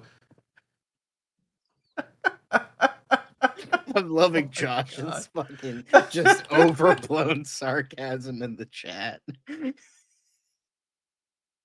That is hilarious. You have no idea how much I admire.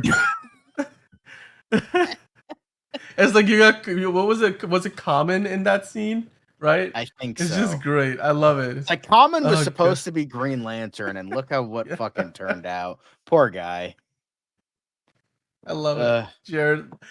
I prefer Jared Leto. Jared Leto.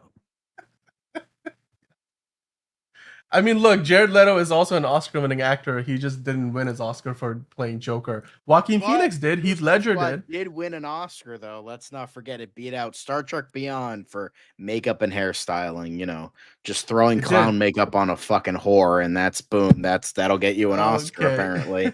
So there it is. They totally look at that great hairstyling. That Oscar-winning hairstyling. On fucking look at that beautiful Oscar-winning hair. I love the Oscar-winning hairstyling here. This is right up your alley, John. This is perfect. Although you could play Deadshot. Will Smith can rock it. I can't. Sorry, I'm not cool, sexy. Will You're Smith. Like twins, although I don't slap people for a dumb reason because my red flag of a wife is being a bitch. So, you know, there is that. I would gladly shake Chris Rock's hand, but I wouldn't slap him. So, you know. I mean, look at that Oscar-winning hairstyling. So good. Look at that Oscar-winning makeup. Look. It's like tattoos, clown makeup, and Killer Croc. Yeah, damage, that got them a like fucking across Oscar. the forehead. Who? Okay, whose dick did they fucking suck to fucking get them a goddamn Oscar for this fucking movie? Like, what the fuck? I was surprised that's the Killer Croc looks very good. Like, it's very good makeup. It's really like, good prosthetics. It was really but like I've seen the stuff in Star Trek Beyond, and it was like amazing.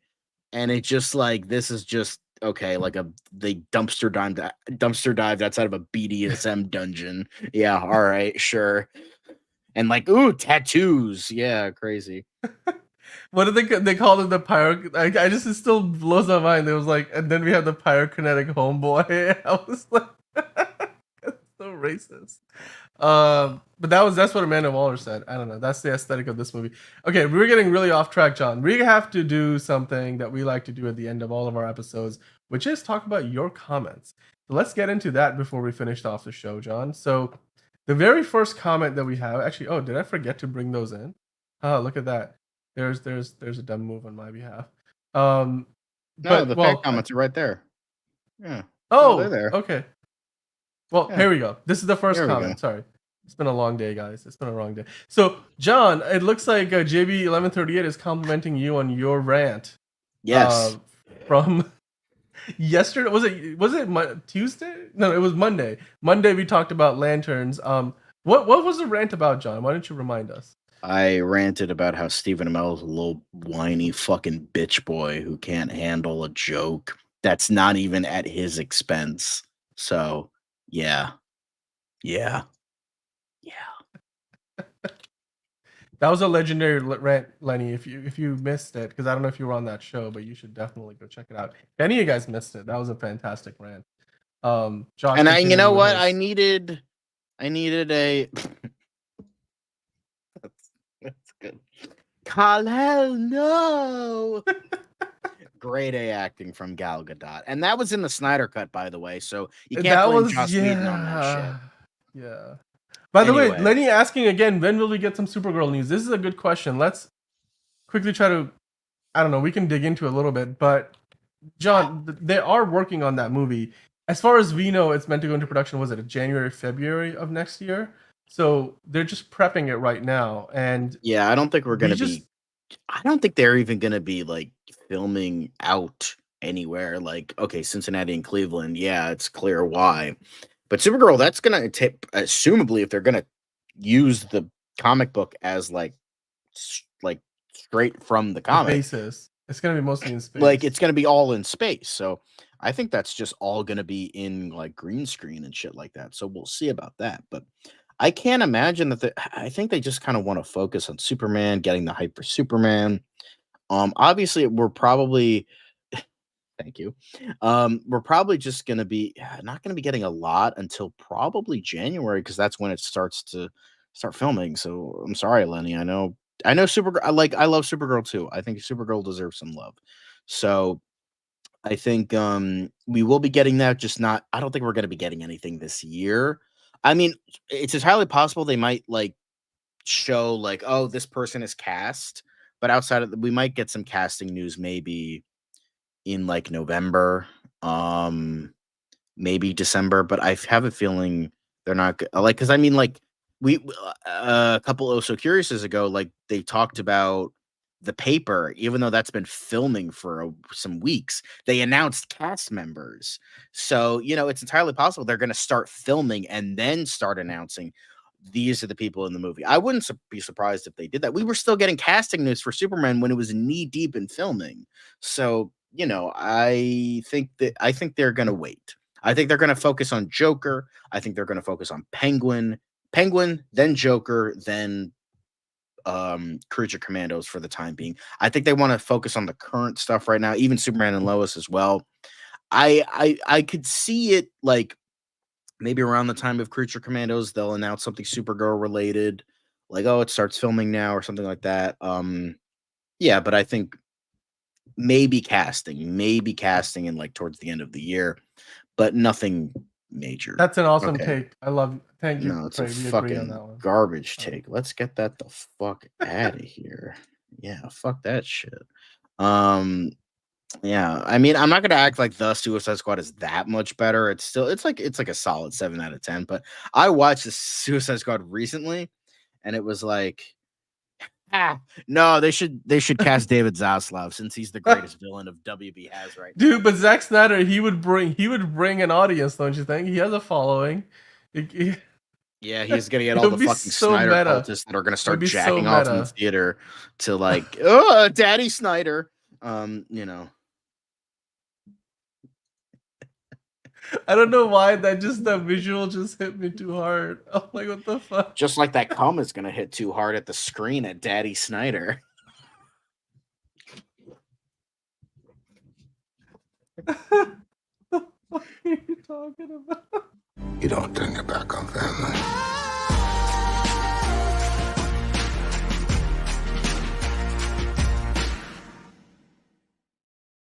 I turned my back on family.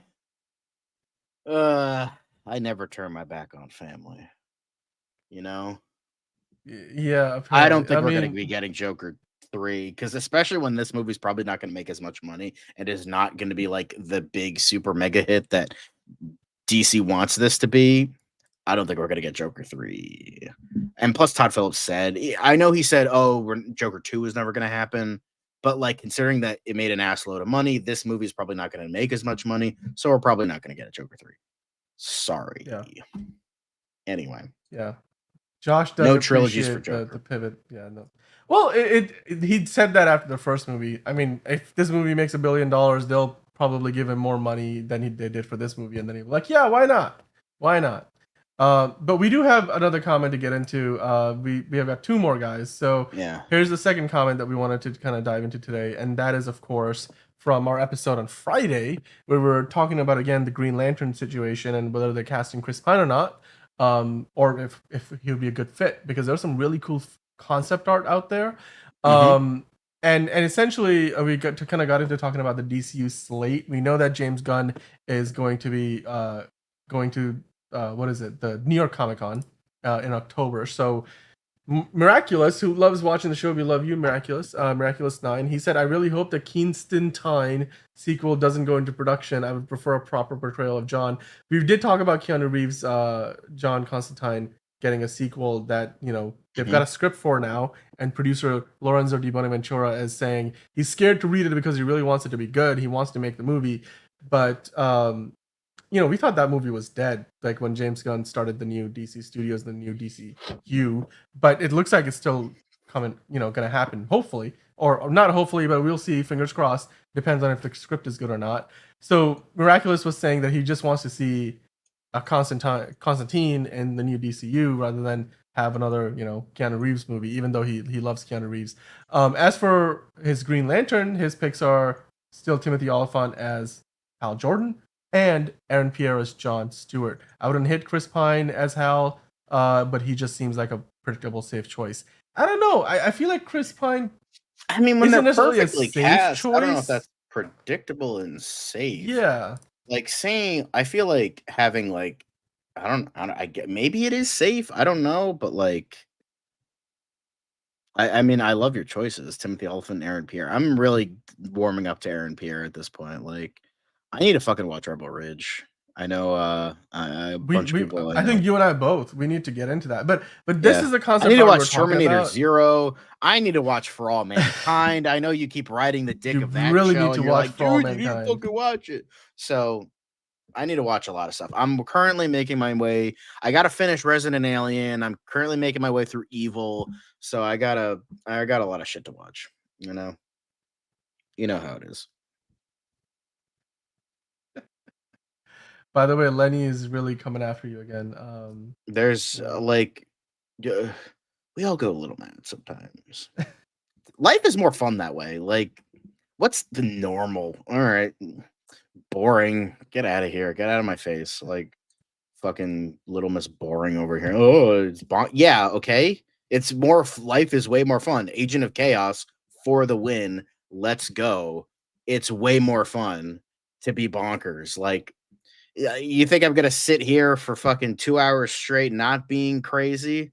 Come on, what do you think the person I am is? Come on now. You should see me outside of DCU Daily, So Curious. I'm even more crazy. You couldn't fucking handle me at my craziest. Anyway, I'm not like other boys. I don't think she cares too, but it's yeah. But yeah, I think I just sometimes, guys, don't be normal. It's more fun being weird. We're kind all of weird in our own ways. I kind of agree because it's like I feel like it worked on its own. It was like a bright future with the ending and all that.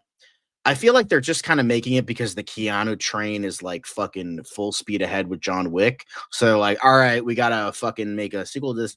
And now people are acting like, oh yeah, fucking we all love Keanu Reeves. He was the fucking greatest. Meanwhile, everybody fucking hated this movie when it came out. It became like a cult hit. But like, no, everyone was like, fucking, he's not British. What the fuck is the point? Blah, blah, blah, all this other shit. And so like, I feel like this is all just, I feel like this, I don't want to say invented hype, but it feels like hype that's never really been there before, like the whole John.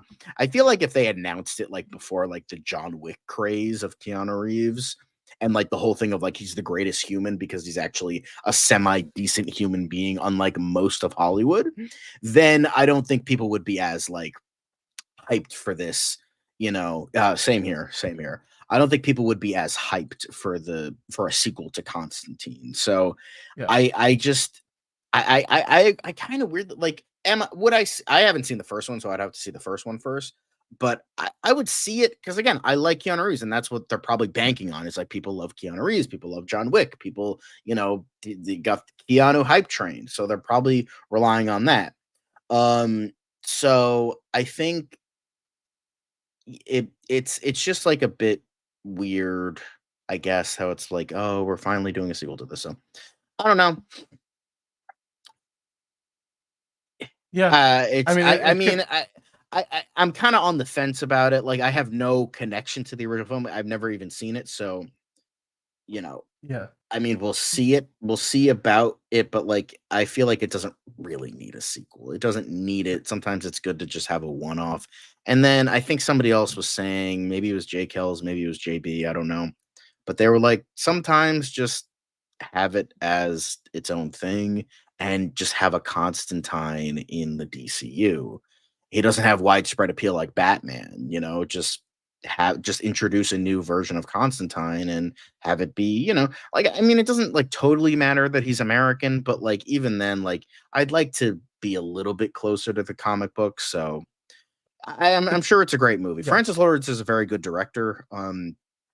So But it's like a long ways away. Like that Constantine sequel, I feel like even if they did decide to go ahead with it, will take a long time for them to like get it off the ground. I mean, if this still happens, you British. get a budget, Warner Brothers to approve it, James Gunn to be like, yes, we want to do this, because Lorenzo Di Bonaventura could say all he wants that he wants to do the movie, but ultimately James Gunn is in charge of the IP now, so he will get to sign off on it. I will say though, Trey Daniel, you were asking about the live action Teen Titans. They are working on that script. That Anna Noguera is writing that script for the movie that they announced.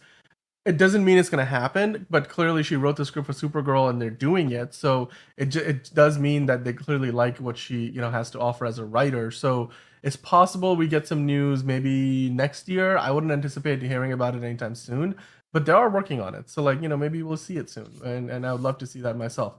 But in the meantime, yeah, Lenny just wants to sedate you because you're just I mean, I like the yeah. Ramones, but I don't think I need to be sedated. I think I'm okay. I have enough drugs in my system that I'm good. So, but I appreciate it. Like I appreciate that you're concerned for my well-being, that you think you need to like calm me down. I guess. I don't know. You said in the chat you love me. So like, do you loathe me? Do you love me? Is it a hate love thing? I don't know, but we'll see. I know I was like kind of going off a bit, but like it's just me being silly. I'm just a silly little boy. Like that's all. I love being silly. And the thing is, it's very late here. It's almost midnight and I'm tired, so I might be just kind of zany for the lack of sleep. But that also might be the case. So maybe I do need to be sedated. Honestly, get that Xanax ready. All right. So get that syringe ready.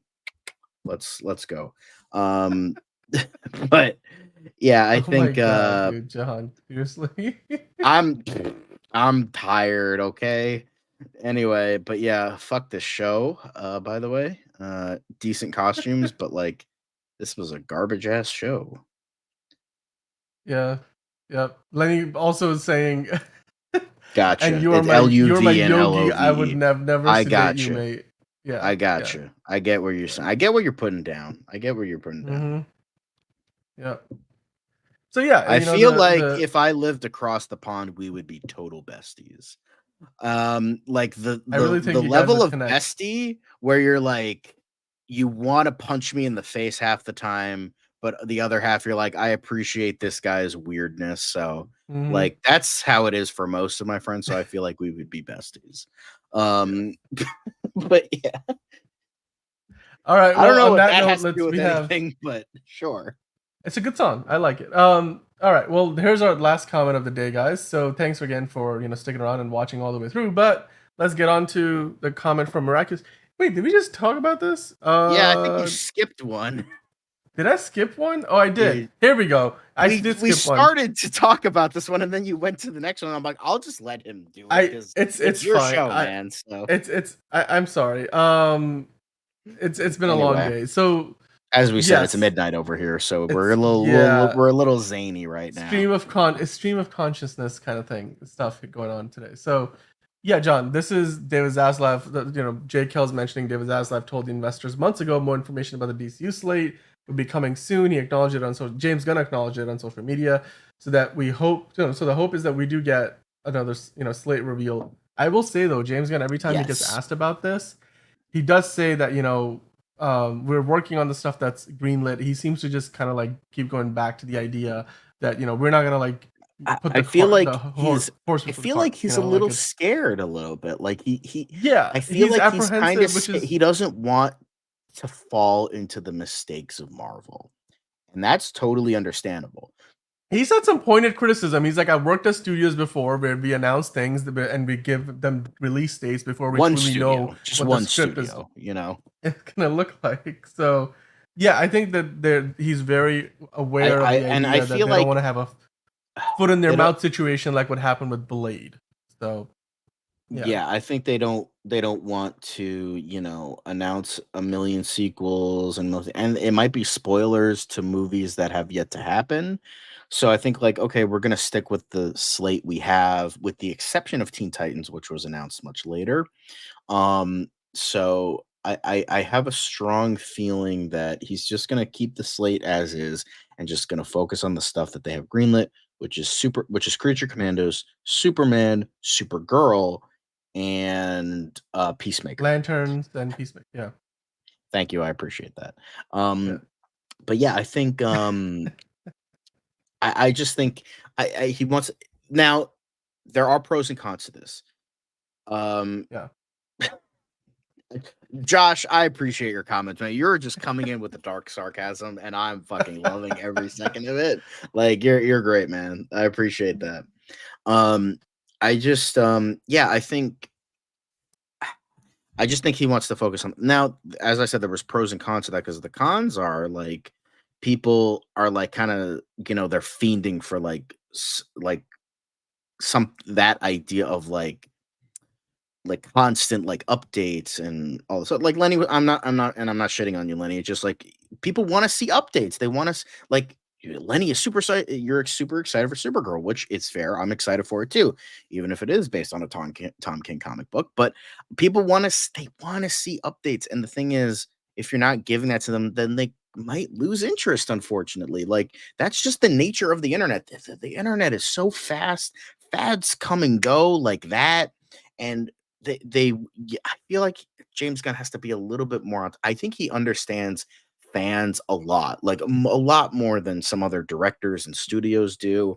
So I appreciate that, but I feel like there's still that idea of him being in a bit of a bubble, like not like totally, but a little bit where he's like, there's also the idea of the internet. He is an older guy, like he's in his 50s. So I'm not going to be like, now I'm not saying, okay, boomer, but like, I'm just saying, in terms of someone who's like on the internet a lot, even though Yeah. I'm not in like, like the sort of TikTok thing or Instagram, I'm still aware of a lot of it with the people around me and all that. So think I think there is a certain element to the fastness that he's not like getting fully, you know?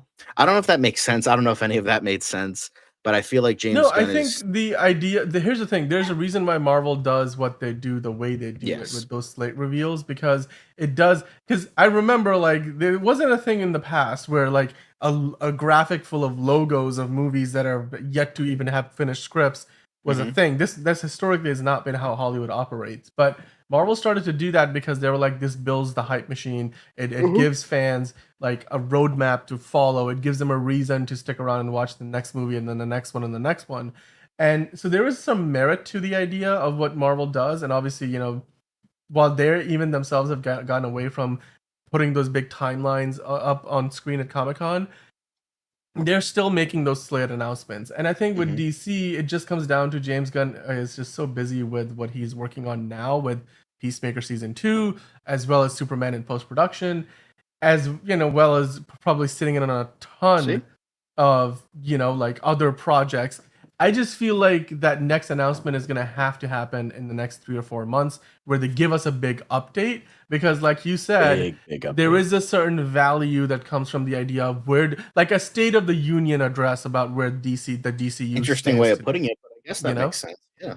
yeah, like they need to do that, and they will. I'm sure they will. Maybe the New York Comic Con is going to be that. Maybe there's a lot more to that panel that James Gunn is going to have than just Creature Commandos. Because especially if they take questions from the audience, they're going to get asked about things like what's coming up next, what's going on with Lanterns, did you cast Hal Jordan, do we have a new Teen Titans movie coming on, up, whether it's live action or I feel like animated, they whatever the gotta case is. really do something because they weren't So around for San Diego Comic Con because they were yeah, filming because he was filming Superman. So they really need like they gotta fucking just really go hard in on Creature Commandos, update us about Superman, update us about Supergirl, update us about everything under the sun, even the stuff that's not like they gotta give us something big, or you're gonna have people like Lenny that's like, I'm gonna fucking lose interest. Like you gotta give them something. You gotta give the yeah, people what they want. And again, I'm yeah, not like I don't want you to think like, oh, I'm shitting on the people that are not. I'm no, I understand where you're coming from. I I guess I'm kind of used to this. I'm kind of with how fucking poorly handled the DCEU was, how poorly handled the Arrowverse was. I'm kind of used to it, so I'm like, again, bring it on, whatever you have.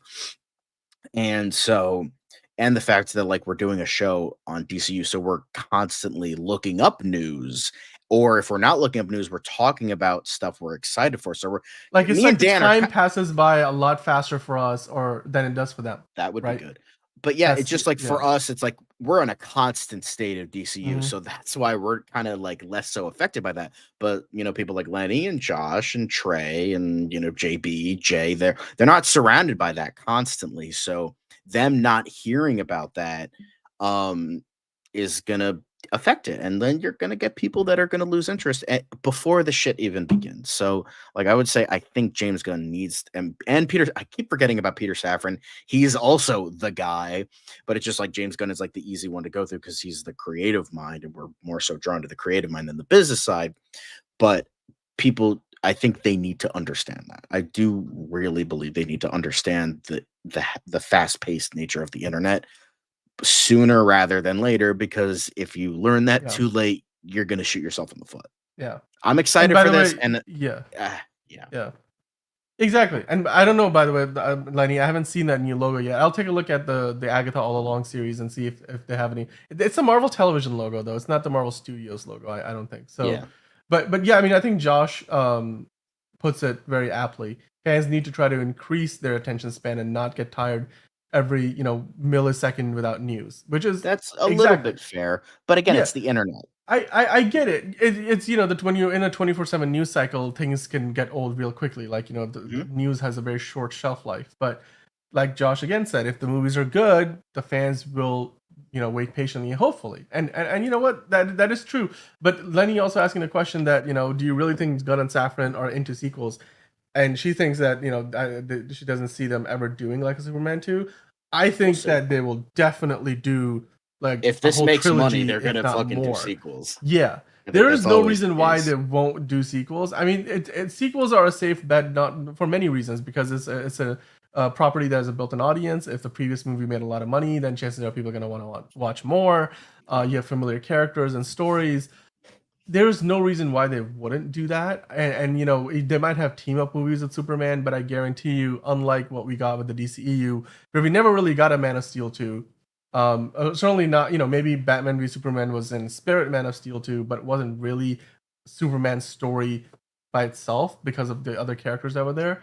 I really do believe that, like Christopher Reeve's series of movies, we're gonna get Superman 2, 3, maybe even 4, 5, 6.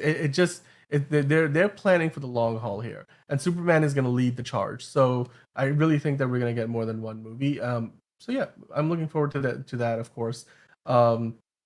There was one other comment I thought I wanted to get in there. Josh with the Martha. We have a DCU Daily editorial series we're coming up with where we're just doing video essays. And one of the videos we're working on, so this is some inside news for you guys. One of the videos we're working on is going to be called Did Martha Kill the DCEU? So stick around we're gonna launch that series soon. So yeah, we're gonna have one of the it's great, Josh. Martha I think was a big part of maybe why the DCEU didn't work out quite the way that it should have. Josh saying the Superman trailer needs to be fantastic. Why did you say that name? Yeah, that's great. Yeah, Lenny's saying the same thing. Lenny talking about the logo from the Comic-Con. Oh, was there a new Marvel Studios logo? I have to look at it. I didn't see anything. I work for DCU Daily, not MCU Daily, so I don't. Now the chat is all into the Martha woman. Martha, you have to save Martha. Like, why did you say that name? It's like it's his mother's name. Yeah, it's a whole Yep. It's iconic for maybe for the wrong reasons or the right reasons. People remember the movie, and if you want to be remembered, then certainly Batman v Superman is remembered. Josh is like, I work for DC Studios. Trust me, bro. Trust me, bro. Jolo, talk to me, bro. I swear, bro. It happened, bro.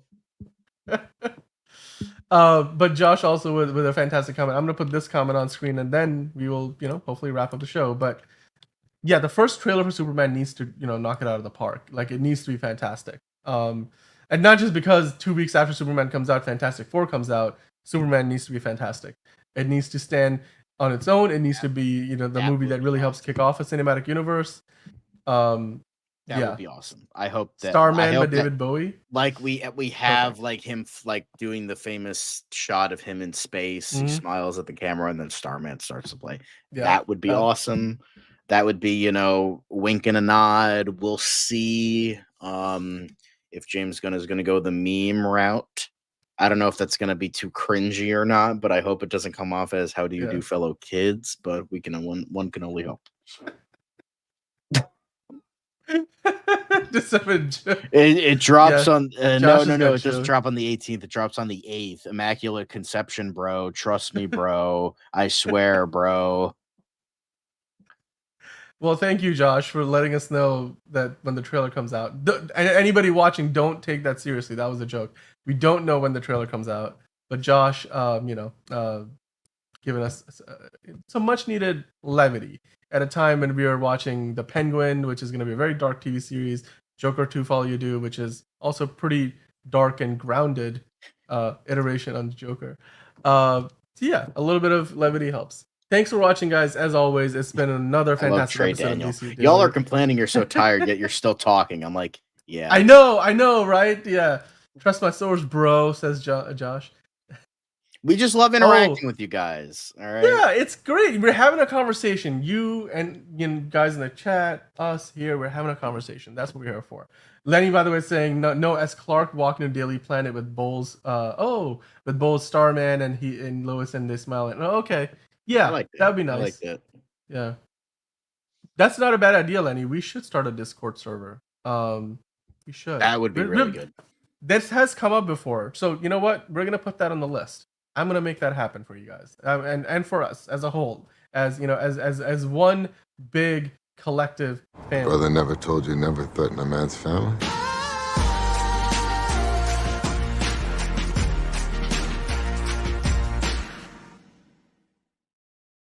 Certified fresh family. Exactly, and yeah, Trey, just like how Joker Folie you is certified fresh. It's not certified fresh. It's fresh, but it's not certified fresh. Yeah.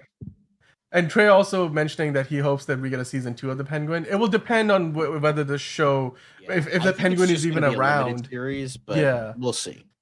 Yeah, because remember, the Penguin is going to lead into the Batman Part 2, and then it all depends on if the Penguin as a character is even still around after the Batman 2. Like, if he ends up getting, chopped off the block before the end of the second movie, then there's no reason to have a Penguin season 2. But we'll see. Guys, as always, it's been fantastic talking to you. Love your comments. Lenny, Trey, Hugo, Millie, we have Fiona. Who else was it? Josh. Of course, how can I forget about Josh? You had James stop by earlier. Miraculous Antonio, Morkatna, everybody in the chat, Hugo, Millie, Manolo stopped by earlier as well. I don't know if you're still watching, but of course, we love all of you guys. Thank you so much for a fantastic conversation. That, as Trey said, he loves the conversation. We love the conversation too. So we'll be back tomorrow with another episode of DCU Daily. We're going to be talking about The Penguin, reviewing episode 1, the season premiere, the series premiere, for the new limited series that is The Penguin, starring Colin Farrell, Kristen Milioti, and of course, so many other top tier actors. And John, you'll be on the show. I might not be on the show, so please don't try not to miss me too much, guys. But Bridget will be here. John will be here. We're going to be talking The Penguin series premiere, any other news we get from the world of DC. Until then, as always, hit that like and subscribe button, especially if you haven't already. Hit that like button. Come on, guys, help us out. And if you haven't already done so, hit the notification bell so you know when we go live. As always, it's been a pleasure. We'll see you on the next episode of DCU Daily.